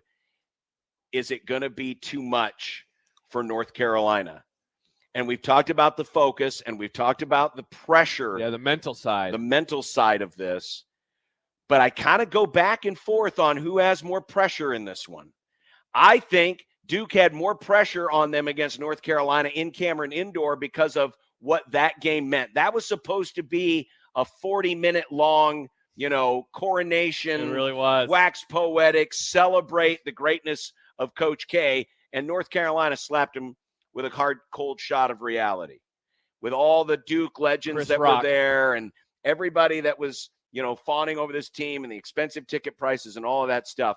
And while it sounds strange to say this, I think there was more pressure on those young Duke players that night in Cameron Indoor than there will be tomorrow in the Superdome, even though the stakes are higher and you're definitely nearing the finish line. But it's going to be a different feel. They're not going to have to come through an audience of Duke legends, even though their presence will be there at somewhere to some degree. But I think, just the memory of that in the back of their head, plus the way that they have played, the way they have closed out games, there's almost a part of me that wants to say there's more pressure on North Carolina in this matchup because they would love nothing else than to back up what they did a month ago in Cameron Indoor. There's an argument to be made that if they don't win tomorrow, then what they did a month ago in Durham it's almost like is almost erased. Yeah. Or it'll be looked at as that was the moment where Duke said, oh, okay, that's how you want to play? And they use that as the motivation to carry them through this run. I've seen some North Carolina fans joke this week, like, hey, don't even play in the Final Four. Don't give Duke the satisfaction of beating you and undoing that. And, of course, they're not going to do that. But, no, of course look, man, I think you're right. I think a Duke win undoes that. And Carolina fans will always be able to say, yeah, but we still beat him in his last home game. But having to play them now 4 weeks later, tomorrow will be 4 weeks since that game. I do think that it is a chance for Duke to right that wrong. And so in the end, ultimately, I would probably disagree with you that Carolina has more pressure on them, but it's definitely a lot closer to even than that first or than that second matchup of the year was, than that matchup at Cameron Indoor was. Because in that game, all of the pressure was on Duke. Every single ounce of pressure was on them to get that win in Cameron Indoor in the last game ever for Coach K there in front of 100 former players. I think that this game is really one of, if not the most unique college basketball games of my life. And look, I'm not a historian of college hoops like I am of college football, but I almost want to say that this is like the most unique college basketball game ever. We see rivalries, in the NCAA tournament play out, but we don't see rivalries of this magnitude, and we don't see them this deep. There was a great story on The Ringer yesterday from Roger Sherman, where he basically explained, here's why they actually haven't met in the tournament. It's not just because, Duke got upset one year and Carolina got upset another. No, if a team plays 2 times in the regular season, the committee has to schedule it so they would not see each other until the Sweet 16. Right. If they play 3 times in the regular season, thus the conference tournament as well, they can't see each other until the Elite Eight. Of course, both of these teams they've always played 2 times in the regular season, and sometimes they play 3. So the math just has not worked out very often for them to see each other. And then, of course, it requires both of them having the exact same amount of success. That means reaching the Sweet 16, if not further, if they're going to see each other. They got really close in 1991. They're both in the Final Four. This is the second time that they will both be in the Final Four. But, it would already have been a monumental game tomorrow night if it was Duke versus Carolina for a trip to the national championship. But, man, when you add in, again, people, you sit down. This is Coach K's maybe last game. When you add that in, there's just this extra bit of, I just can't imagine. I know I said it on Monday, but the stress of that area of the country right now, and I've been around. And while I talk a lot about, maybe Duke doesn't have as much pressure as they did before, there's still a ton riding on this. Seriously. Because it is the biggest game in this rivalry's history. Yeah. And so, I've been around here for a big game, and I know that stress. We've never been on the air together for anywhere near a game of this magnitude with the stress and the rivalry. And that, it would be like Nebraska and Creighton, but if they were historic powers and then they met in just the grandest stage possible. And so, we know the stress of this rivalry when it's played in November and December, and it's like, what a miserable week, and it can be so tough. Ramp that up times. Pick any number. That's what tomorrow night is. And that's why I love it, because this is going to be the best win either program has ever had in this rivalry. And on the flip side, who loses, this will be the worst loss in the rivalry's history. That's awesome. That's why you watch sports, to see that type of, the extremes. Oh my gosh, it's on the opposite end, man. It's awesome. I think if North Carolina wins, and this is a good guy to ride with, I think if Boycott has a big game, and he has had a huge tournament, he had a 2020 game in the last game out against St. Peter's, he can get Mark Williams into foul trouble. It is a huge drop-off between Williams in the post and Theo John, the former Marquette Golden Eagle. If Boycott's playing well and gets Williams into foul trouble, I think that's gonna be a huge, huge advantage for North Carolina. Obviously, both teams need to make their perimeter shots. If Manick's going off, if Love is going off, as we saw them do against Baylor, that's going to also be a chance for North Carolina to win this game. They were able to do that in Cameron Indoor. They pulled away from that game late. Every time Duke wanted to make a run in that game, Carolina was there to answer. Carolina was there to answer. It seemed like for every 2 Duke points, it was 4 North Carolina points. They're going to have to continue to play at that level. They're playing with a lot of confidence right now. And I know some folks were focused on that collapse in the last 10 minutes against Baylor. Yeah. Some of that, though, true was Baylor. That was the champion's heart and Baylor's pressure defense, and it really stunned North Carolina. Duke's not going to do that to North Carolina. This is going to be a game that, if Duke wins it, they're going to beat them over 40 minutes. It's not necessarily going to be a thing where they're going to, turn it on in the last 5, though Duke has been a really good closer, as we have mentioned. I think both games are close. I do think, though, if there is a game that does have a bigger margin of victory, it will be this game. Just because of the pressure, because of the intensity. Just takes a few bad possessions. It just takes a few bad possessions, and then the other team starts to press just a little bit. That's the thing about a Villanova, for example. They're never going to press. They're never going to panic. And that's why I think Villanova can stay in that game a lot longer, even as shorthanded as they are. Villanova is never going to get out of being Villanova. Mm-hmm. It's just not in their DNA. But this game has the potential. Duke Carolina has the potential of being that game where maybe it gets away from one of the 2 teams. I agree. Because it's either a bad shooting day or the other team's red hot, and it just snowballs on them.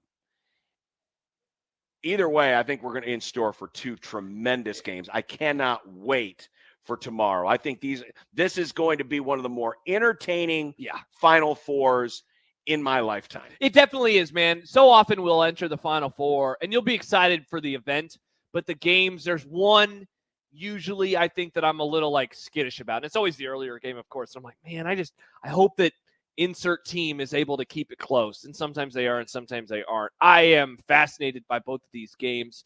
I know that the majority of the week nationally, and even us locally on this show, we focused a lot on the later game for, I think, the right reasons.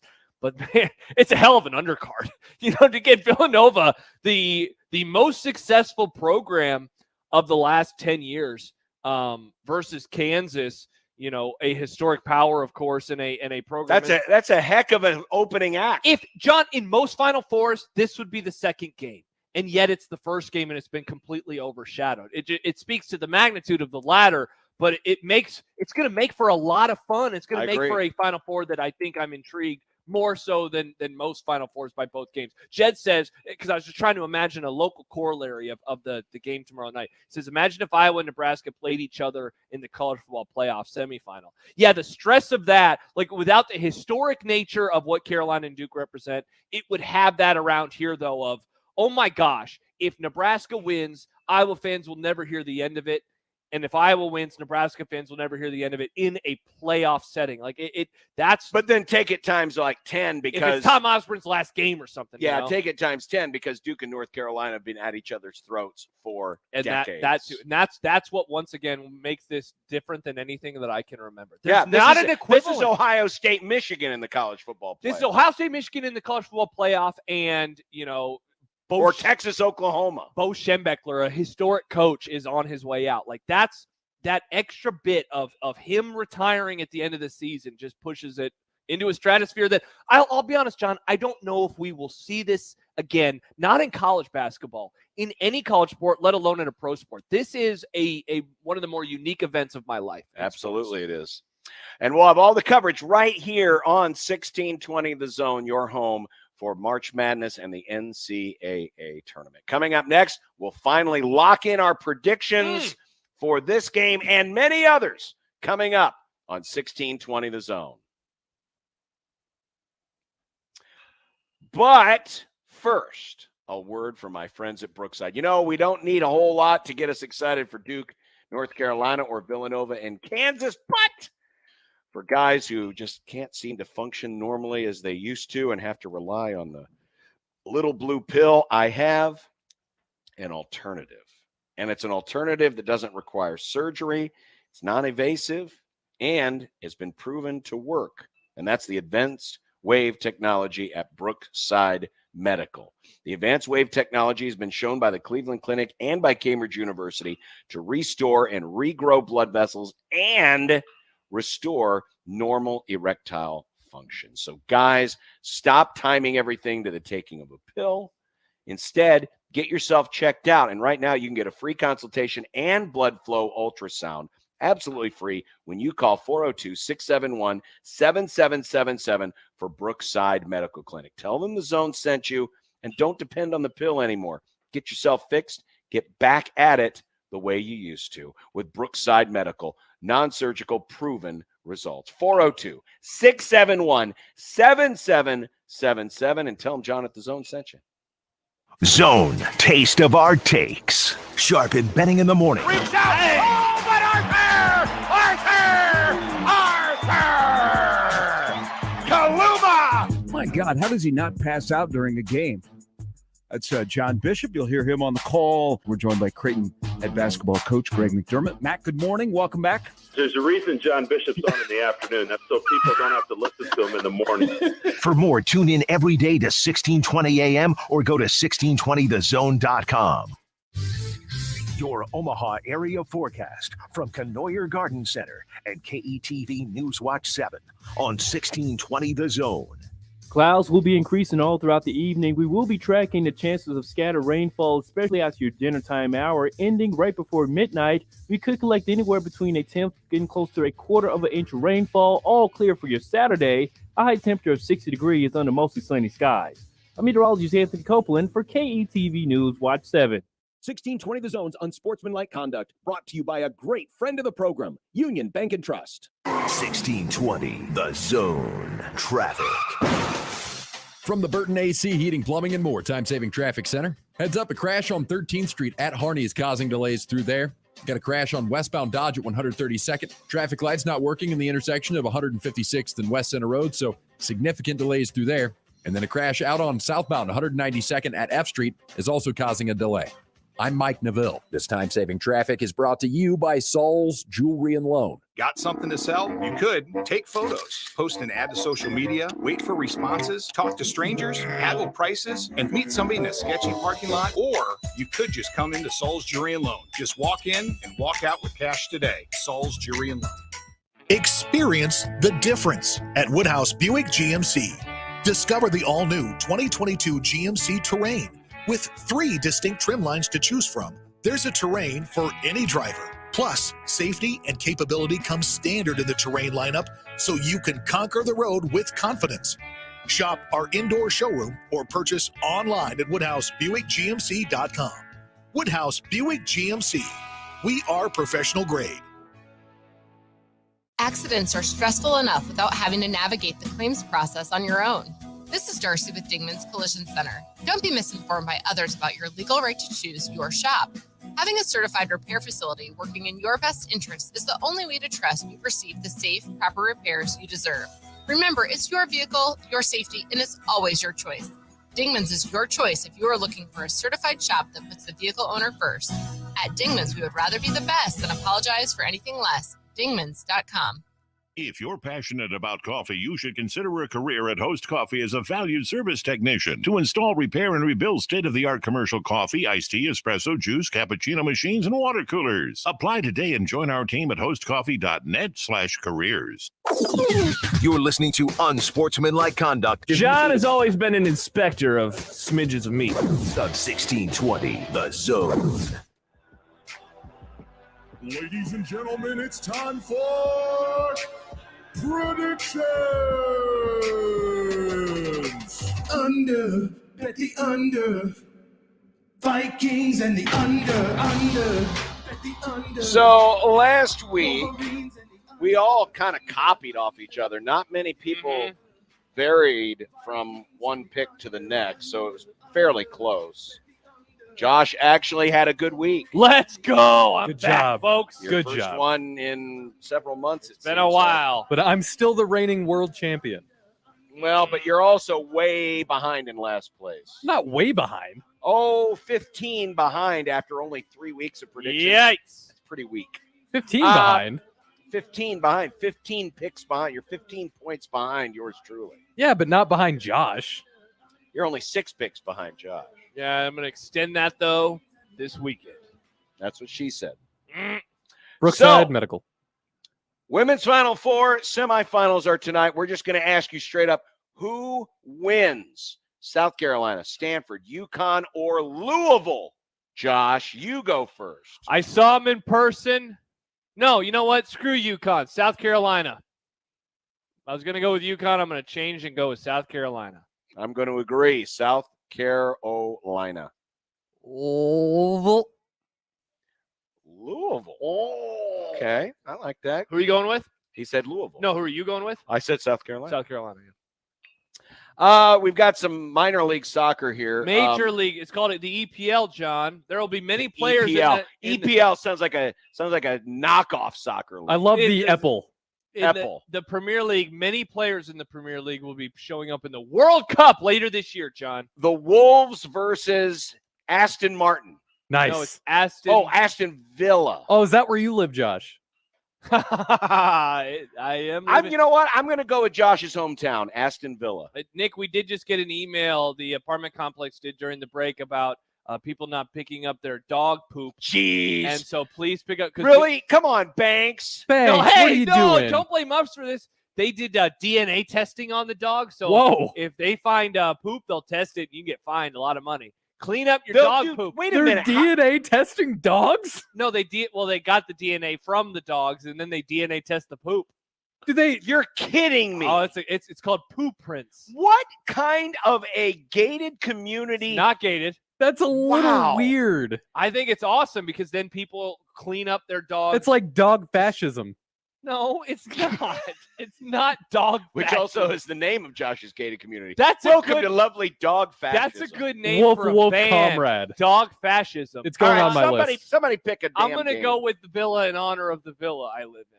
I want. Actually, no. Give me a draw, John. Give me a draw. A tie. Give me Aston Villa because it's like the Formula One thing. I only put this in here because every time I see Serie A, it reminds me of Mr. Serie A. Wow. John, it's Serie What a A. poll, John. What a poll. It's Serie A. You have Salernitana versus Torino. I never saw Gran Torino, so give me the first one. Get off my lawn. I'm going to go with Gran Torino. Okay. Good movie. Salernitana. But I want That's that a one. preview of Unsportsmanlike content, folks. Sure is. But if you want to find the best soccer in the world. Is it the World Cup? No. Oh. It's the soccer where only the greatest of the greats play. There's only one place you go. La Liga. We have Levante David versus Villanova. Oh, I'm sorry. It's Levante versus Villarreal. Villarreal, John, is how it's pronounced. I'll go with Villarreal because it was fun to listen to you try to say it. Also because it's where you live. How can you not pick Levante David? I'm going with just Levante. picked against him. I also want Villarreal. Villanova. You want Villanova? Villarreal. Not Villarreal. Why isn't it That's right. Villanova? Because it's Villanova. Because it's America. Because it's Philadelphia. Whoa. It's America. And speaking of America, America's sport, NASCAR Gross. this weekend. Nasty. Richmond 400. Will there be rubbing? Yes, because it's a short track. Oh. There'll be lots of rubbing. There'll be copious amounts of racing. Give me Marty Trucks,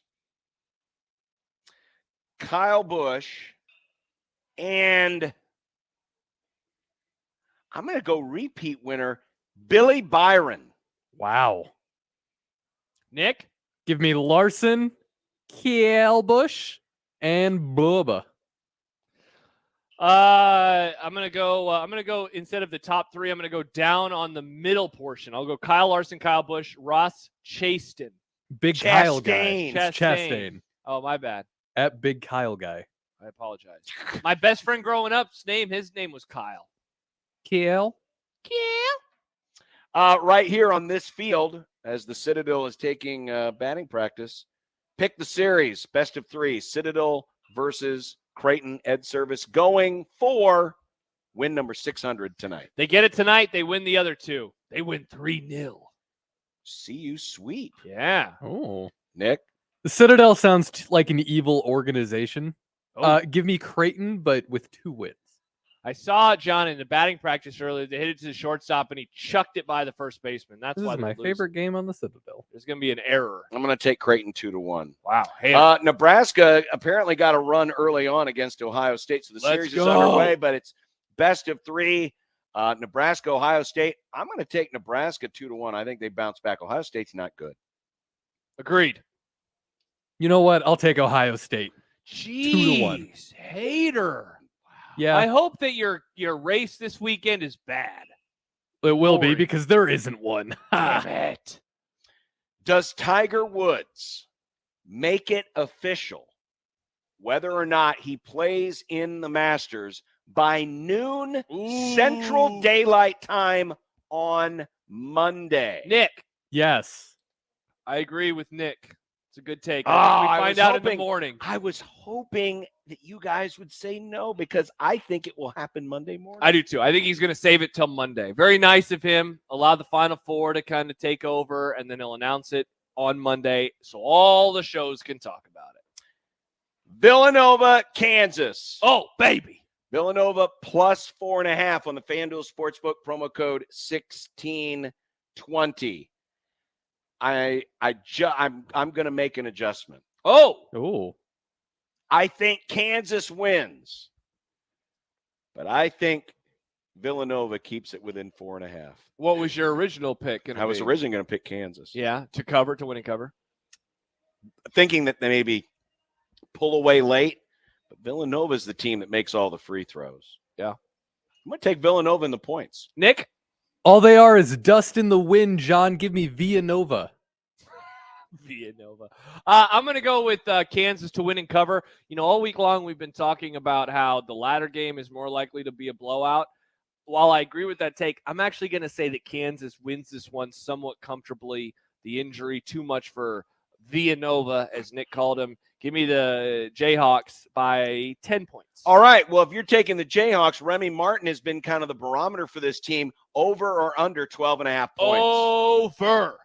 He is not overrated. He goes over on the total, though.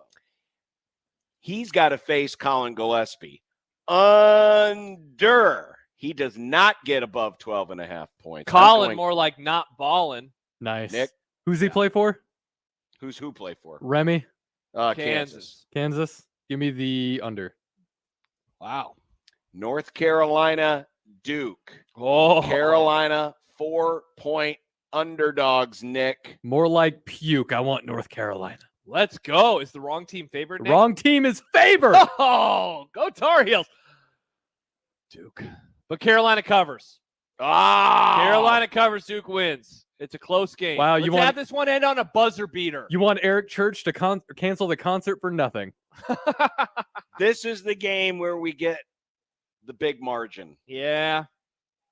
Duke is going to pull away. Duke is on a mission from God. I thought that was the Blues Brothers. Well, It was the Blues Brothers. They're and the now, Blue Devils. And now, I don't know if you They're know on a that mission people, from Satan? People forget, People forget that Mike Krzyzewski is from Chicago, home of the Blues Brothers. And Satan. And Satan. Satan doesn't live in Chicago. Satan lives in St. Louis. Satan and likes Summers in blues. Dallas. I hate you. Duke. Paolo Banchero, 17.5 points, over or under. I'm going over over. I'm going to say under because I think the game will be lower scoring. I think Paolo's got it. Give me the over.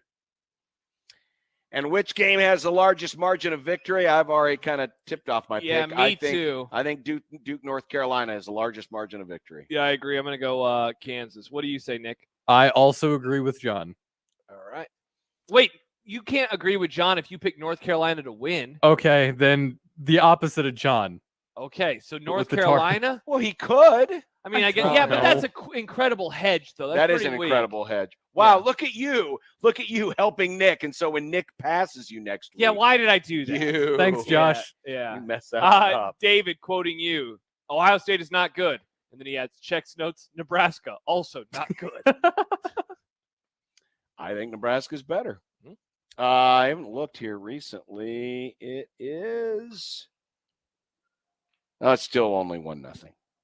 Baseball. Yeah, they squandered. 1-0. Thank you, Nick. They squandered the bases being loaded in the top of the first. You don't want to squander that. You do not want to squander. Squandering, bad. Squandering is bad. Mm-hmm. What's not bad is Unsportsmanlike content, which is coming up next as we get ready to wrap up the week right here on 1620 The Zone. Zone, taste of our takes. Sharp and Betting in the morning. Reach out! Oh, but Arthur! Kaluma! My God, how does he not pass out during a game? That's John Bishop. You'll hear him on the call. We're joined by Creighton head basketball coach Greg McDermott. Matt, good morning. Welcome back. There's a reason John Bishop's on in the afternoon. That's so people don't have to listen to him in the morning. For more, tune in every day to 1620 a.m. or go to 1620thezone.com. Pandemic-impacted homeowners may be at risk of losing their homes, which is why the state of Nebraska is providing relief through the Homeowner Assistance Fund. Qualified homeowners can receive up to $30,000 in assistance for past due mortgage payments, past due real estate taxes, HOA dues, and homeowners or flood insurance. Funds will be distributed until they run out, and they do not need to be paid back. View qualifications and apply today at NebraskaHAF.com. That's NebraskaHAF.com. Hey everyone, Josh and John here for the FanDuel Sportsbook. Right now, FanDuel is giving new customers a $150 instant bonus guaranteed. That is right. You can get $150 in bonus site credit, and all you have to do is place your first bet of $5 or more. So if you are looking at the tournament of great significance, only 4 teams remain. Take advantage of this incredible deal today. Moneyline totals, prop bets, and more. Well, it's not just the teams. You mentioned the prop bets. You could take maybe the tournament most outstanding player or a points prop, whatever it is you like. And if you place your $5 bet, you can score $150 in bonus site credit when you use our promo code 1620. That's promo code 1620 only on the FanDuel Sportsbook app. 21 plus in President, Iowa. First online real money wager only. $10 first deposit required. Bonus issued as non-withdrawable site credit that expires in 14 days after receipt. Restrictions apply. See full terms at sportsbook.fanduel.com. Gambling problem? Call 1-800-BETS-OFF. Today on Hey Culligan, sustainability and better water. Here's Sam. Hey Culligan, I'm really into sustainability. My clothes, my utensils, my food. But how do I get more sustainability from my water? Super question, Sam, and the answer is an always-on drinking water system from Culligan, which helps eliminate the equivalent of 15 billion single-use plastic bottles a year. Whoa, that's a ton of sustainability. 416,000 tons, Sam, and we're already on the way. Let us help you out with a free in-home water test with the local Culligan water expert at Culligan.com. At Charmin, we heard you shouldn't talk about going to the bathroom in public, so we decided to sing about it. My sweet cheeks feeling squeaky clean when Charmin's rolling behind the scenes. Charmin TP gives me those cheeky clean feels. That ultra strong hype is all for reals. Those TP rolls got me a Charmin clean took-es. Cheek to cheek feeling oh so shook-es. Charmin Ultra Strong just cleans better. Enjoy the go with Charmin. If there's one thing that you can count on every spring, it's that we're going to have to deal with some hail. J-Tech Construction is the company to call to make it right again. J-Tech Construction specializes in siding, roofing, windows, and gutters, even solar. They're trained for insurance claims assistance, and they can help with your insurance company. Turn to the team the Huskers turn to, J-Tech Construction. Use your favorite search engine to find J-Tech Construction online and schedule a free estimate today. 1620 The Zone's Unsportsmanlike Conduct is brought to you by Union Bank and Trust. Now back to the program. Look, I made you some Unsportsmanlike content. Unsportsmanlike content. Unsportsmanlike content. Content that's unsportsmanlike.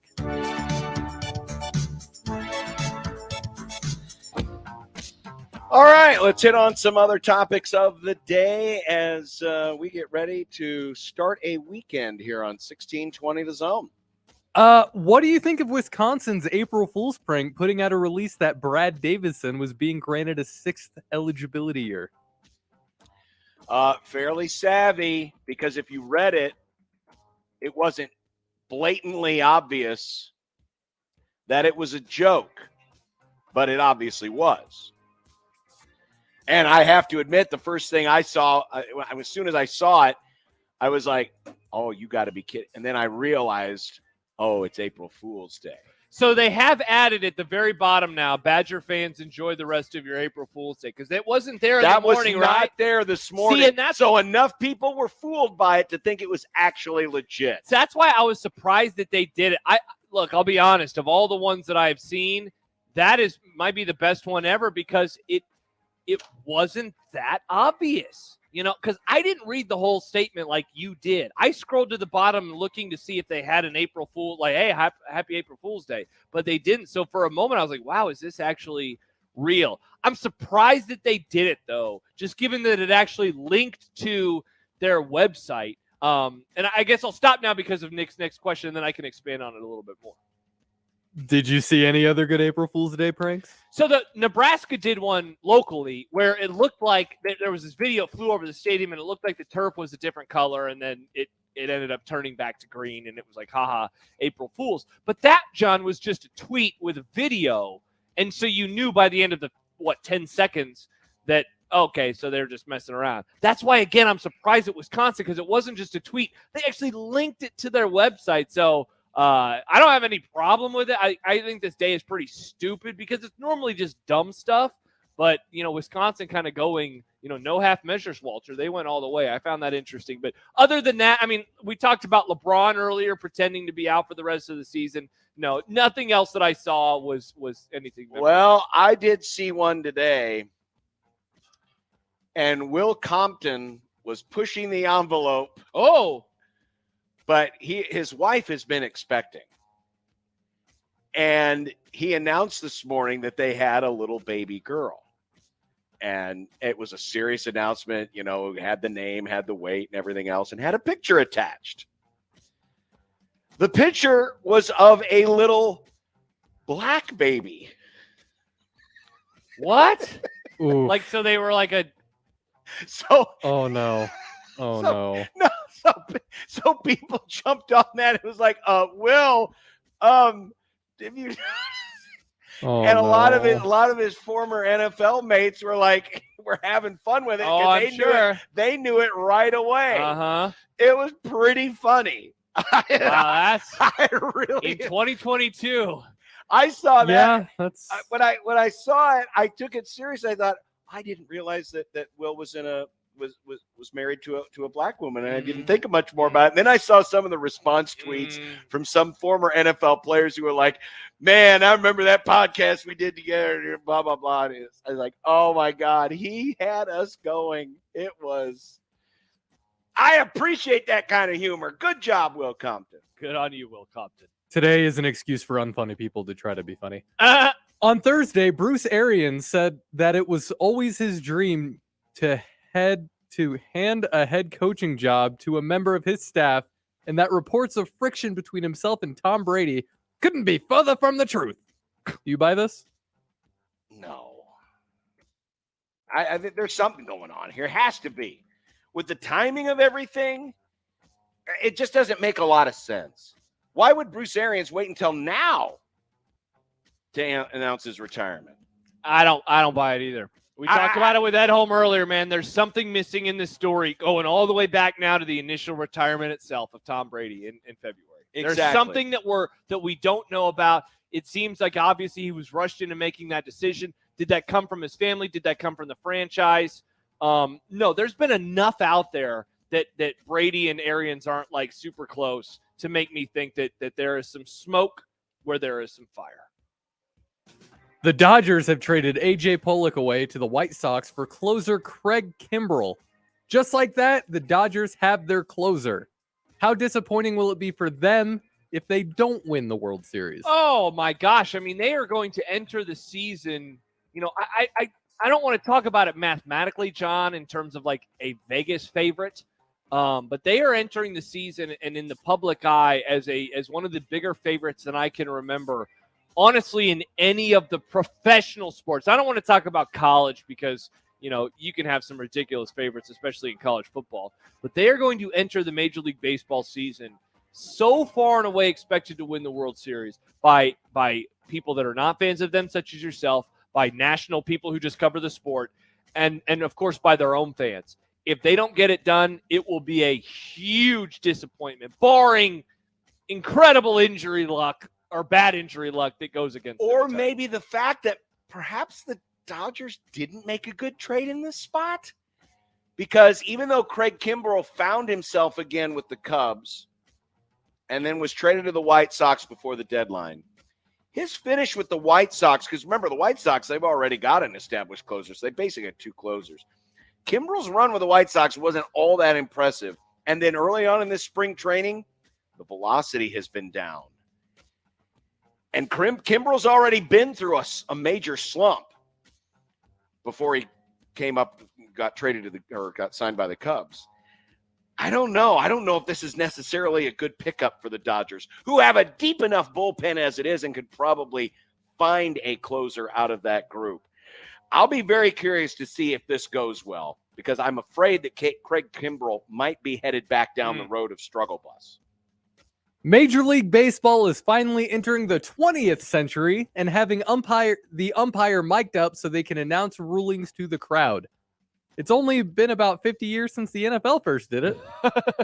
That's true. It's been almost 50 years since the NFL mic'd up referees for the first time, and we're finally getting it in Major League Baseball. after all these years. Why they couldn't have done it earlier? I So don't get it. will this be for like the minutia of balls and strikes? And No. This will be for just like announcements to announce, what they saw on replay, and there might be some other things like, catcher's interference or other things that aren't readily noted by the signal from the umpire. Okay. But they're finally going to mic these guys up to explain some of the things that aren't readily noticeable. Tradition can be a powerful drug, in all sorts of sports where you're not willing to make an adjustment because, well, that's how it's always been. It's very funny how that can happen so often. The Athletics NBA mock draft has Bryce McGowan's going 20th overall. Would you be surprised if it was that high? No, I don't think so. And I think Babs had a good reason earlier as to why he actually might end up going higher, given that he'll probably test pretty well. So 20th, that's not a lottery pick. That's not that ridiculous of a statement, I don't think. He's got a lot of raw athleticism, raw tools to work with. So often we'll see that in the NBA draft, John, where guys who don't even start are picked high up in the top 5 or 10. So no, 20th doesn't sound that ridiculous for a player that I thought was a gifted scorer, though does have deficiencies that he will have to fix as he gets to the next level. He's got to get bigger too. Got to get bigger. And he's a little slight right now to play in the league. I think it might still surprise me just a little, but we'll see. I mean, 20th right now, it's obvious, the reason why he decided to opt out. That's a pretty good starting point in this whole process. Now, again, it's a mock, so, it could be wrong. It could be off, but, that's the kind of company he's in right now. So a first-round pick certainly is very much on the table. To celebrate the NBA's 75th anniversary, ESPN will introduce a retrocast broadcast for next week's game between the Knicks and the hated NETS Nets. According to Variety, the game will open in black and white, then shift to a look that mirrors CBS's NBA telecast of the 70s and 80s, and it will also look like NBC's 90s telecast as well. Are you interested? Yeah, kind of. Especially, how they make it look from the 70s and the 80s. Yeah, that's that one and that one. So that's the 70s, and there's the 80s. So they've given us a screenshot then. So they're basically using the graphics of the CBS and then CBS. of NBC. Now, if they use CBS's old NBA music, which is better than NBC's music, in my opinion. Bad take. That would be pretty cool. It does sound like they're going to use the music. That's pretty cool. Yeah. I think it's awesome. Okay. Too bad the game will probably suck. Are they also going to invite guest announcers? Dick Stockton is still around. Dick Stockton could do the CBS era because he was the voice of the NBA in the 80s.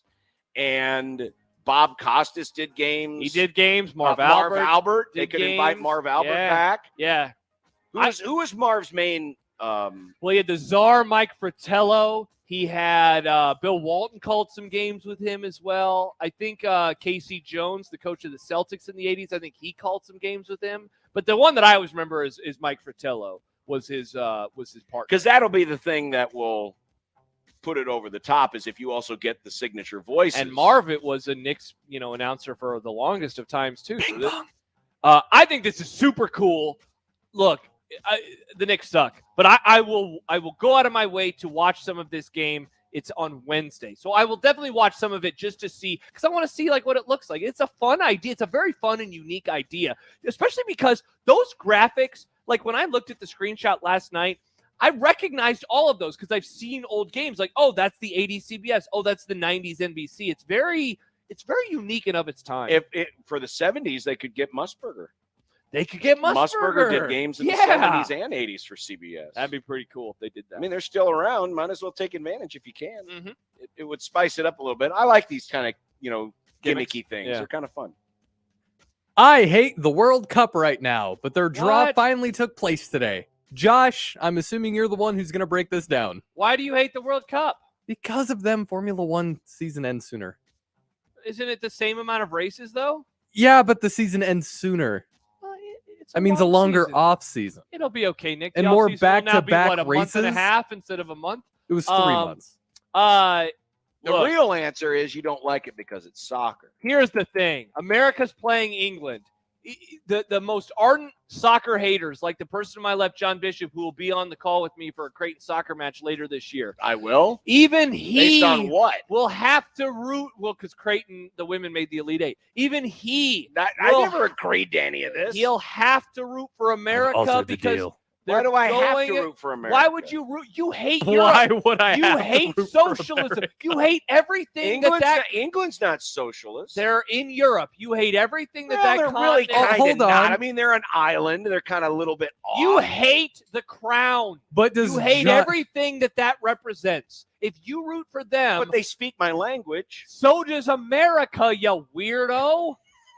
Go America. Maybe he likes Boris Johnson. Maybe John loves Boris Johnson. No, in all seriousness, that's pretty cool. That's all I got. No one's talking about Iran. The United States is playing Iran. There's a hatred there. There you go. A Yep, deep you'll probably hatred root for around- them too. I won't be watching. I can't believe that It's right in the middle of football season. Why would I be watching? And I'll it's be in the morning. I'll be with Creighton basketball. Why would It's on in the morning, John. The world. Why would I waste my morning time with that? It's I don't live usually sports. watch TV in the It's morning. live sports on in the background while you're doing prep. It's No, I pretty don't. Cool. I don't like live sports on while I'm doing prep. I know you don't like it, but you do. You'll watch. You'll have the Masters on next week while you're doing prep. You'll have golf tournaments. Yeah, but on. I like the Masters. Well, you're gonna watch the World Cup. Oh, I will. Yeah. Is that a guarantee? You'll watch some of it. It'll be on the studio. Yes, I would bet you $1 billion. Not on my own. It'll be on in the studio though. Not And on you'll my give own, no. updates. That's the funny thing. I always love this. How much you like. I don't like this, and then we have it on in the studio, and you start updating everybody on it every 5 minutes. It's gonna be great when you're like, oh, Well, yeah, I'll be updating it, and they kicked the ball oh, again. get out of here. Oh, Josh, real quick before we go. Yeah. What's the best World Cup song and why is it the one Shakira did? I don't know. The one that I like is from 2014 for Brazil when it was Oh, hey, yeah. The hell was that? I don't know. It's a World Cup song. I love You it. have to clean out your pants after doing that? What is this? The next Jackass movie? It might be. Whoa. Jackass 5, Josh watches the World Cup. We'll be back to wrap up the week. Bet of the day is next on 1620 The Zone. Live from the Host Coffee Studio, this is 1620 The Zone. The Zone Inbox is brought to you by Equitable Bank. We take banking personally. Email me, Connor Happer, with the Connor Happer Show at Connor, CONNOR, at 1620thezone.com. Send me your love, your hate, and maybe a few hot takes. The Zone Inbox, presented by Equitable Bank. Hi guys, it's Andrew with Brookside Medical Clinic. Are you struggling with erectile dysfunction and sick of the pills? Well, we have a major medical advancement that has helped thousands of men. The WAVE technology at Brookside Medical was tested by Cambridge University and the Cleveland Clinic, and the results are in. It's proven to increase blood flow by repairing blood vessels. No pills and no side effects. If you're ready to put a stop to your ED by treating the root cause, call us now, and not only will the assessment and blood flow ultrasound be free, we'll also include something unique that produces immediate results in the bedroom. This is a $600 value, free to those that call in the next 2 minutes. 402-671-7777. That's 402-671-7777. Guys, put a stop to your erectile dysfunction and get your love life back. Call Brookside Medical Clinic now to qualify. 402-671-7777. Get your Fernando's fix at 2 locations in Omaha for the best Mexican food. 70th of the Pacific and 114th and Dodge. Made fresh your way. You can even hear the fajitas sizzling. And you can also hear the fun of happy hour Monday through Thursday, 3 to 5 p.m. The $10 taco basket, $2 off nachos, discounts off drinks, and always the home of the $6 margaritas at Fernando's, 70th of the Pacific, 114th and Dodge, and now the new home of the 1620 The Zone beer at 75th of the Pacific. It's Fernando's, online at fernandosomaha.com. Be a part of the Host Coffee team today. Host Coffee is hiring a service technician. If you'd like to work for a trusted and loyal family-owned company that understands the needs of working families, Host Coffee has your opportunity. Apply today and join our team at hostcoffee.net/careers. Excuse me, Carol? Hey, Dale. You finished that report I asked for? Oh, yeah, about that. I didn't get a chance to do it. No worries. You've been so busy. Really? Of course. Dale, you're our hardest worker. You should take an extra week of vacation. Are you Are you firing me? No, I promise. Just giving you the break you deserve. Wow. Thanks, boss. You sure you're not firing me? Actually, I'm going to promote you. But first, take a week off on the company's dime. Sometimes things just get better. Like AT&T. We've invested more than $150 million to grow our wireless network coverage to over 99% of Nebraska. So you can talk, text, and share in more places than ever. Visit att.com/Nebraska and learn how to get a free smartphone when you switch to AT&T. Coverage not available everywhere. Over 99% coverage based on third-party data. Network investments based on 2018 through 2020 expenditure. Finding great candidates to hire can be like, well, trying to find a needle in a haystack. Sure, you can post your job to some job board, but then all you can do is hope the right person comes along, which is why you should try ZipRecruiter for free at ZipRecruiter.com/radio. ZipRecruiter doesn't depend on candidates finding you. It finds them for you. Its powerful technology identifies people with the right experience and actively invites them to apply to your job. You get qualified candidates fast. So while other companies might deliver a lot of hay, ZipRecruiter finds you what you're looking for. The needle in the haystack. See why 4 out of 5 employers who post a job on ZipRecruiter get a quality candidate within the first day. ZipRecruiter, the smartest way to hire. And right now, you can try ZipRecruiter for free. That's right, free at ZipRecruiter.com/radio. That's ZipRecruiter.com/radio. ZipRecruiter.com/radio. It's what you need. 1620 The Zone at 1620thezone.com. Unsportsmanlike conduct with John Bishop and Josh Peterson. We did it. On 1620 The Zone. And you know why I'm laughing, don't you? Now, it's time for the Unsportsmanlike Conduct Bet of the Day. Just a little bit under where some folks would like to see this one wind up. Brought to you by nobody. You gotta be kidding. Really, we don't have a sponsor. Sorry.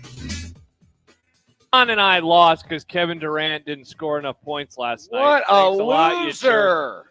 Nick did not technically participate because he chose an NBA parlay of games that are happening tonight. Whoopsie. Yeah, so we're just going to roll over that pick, Nick, unless you got something else you want to do. The only other thing I was going to do was Nova, but that's fine. You can do Villanova if you want. You want to do Villanova? Yeah, give me Nova. On the money line or against the spread? Money line, please. What is it? I don't see it. I didn't have it ready to go. It's plus 158. All right. I got I'm going to go with the bet, John, that I've been talking about really all week long when we've been talking about FanDuel. Give me North Carolina Duke first half under. 71 is the current number. Minus 112 is what it pays.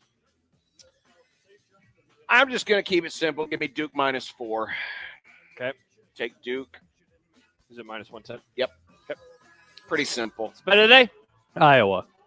Hey, speaking of Duke, did you see this? Did you hear about this? No. Coach K, they had a press conference today? Yes. Not that long ago? I'm going to read the story that was screenshotted by Stuart Mandel. Coach K suggested a football model. Major college football is controlled by an entity. The college football playoff that falls outside the NCAA's purview might be in order for men's and women's basketball and maybe some other sports too. Do they have the autonomy to handle situations at that level that never gets to the big house? You've got to look at structure and organization and shared leadership. Coach K, bad take, fam. Horrible take. Wait a minute. Horrible take. Wait a minute. I hope he maybe clarifies this because that's the problem with college football right now. Seriously. Is that there's not a centralized system and you have these conferences, these little fiefdoms trying to come together on rules, and it just turns into a giant. It's basically like watching Game of Thrones. It's just a giant CF. Dun, dun, dun, dun, dun, dun. At the one thing college basketball and the rest of college sports does have. Yes, I know the NCAA is messed up with a lot of other things. But when it comes to actually organizing the championship and organizing, the rules and everything else, it's streamlined and it's rather consistent. Yes, is there a bureaucracy? Absolutely. Can it be messy? Absolutely. But to say that college football has the model of how to do things? No. No, there's nothing that could be further from the truth. Yeah. College football is all messed up right now and in terms of its structure because they can't come to an agreement on anything. And all of these conferences are working as independent fiefdoms. Yeah, it's like, tell me you don't know anything about college football without telling me you don't know anything about college football. Like, why would you want that? I don't. Odd. Very odd. I don't know. It's always the grass is greener on the other side. Oh, yeah. Oh, yeah. And he's retiring. Like, what is he? What are you doing, man? Focus on the game tomorrow. Don't forget all the Final Four action right here on 1620 The Zone over the weekend, and we will be back on Monday. Will Tiger have announced anything by then? Yes. We'll find out. Uh-huh. Have a great weekend, and take care of each other. Be nice. That's good opinion. And grill out. Oh, yeah. See you. Bye.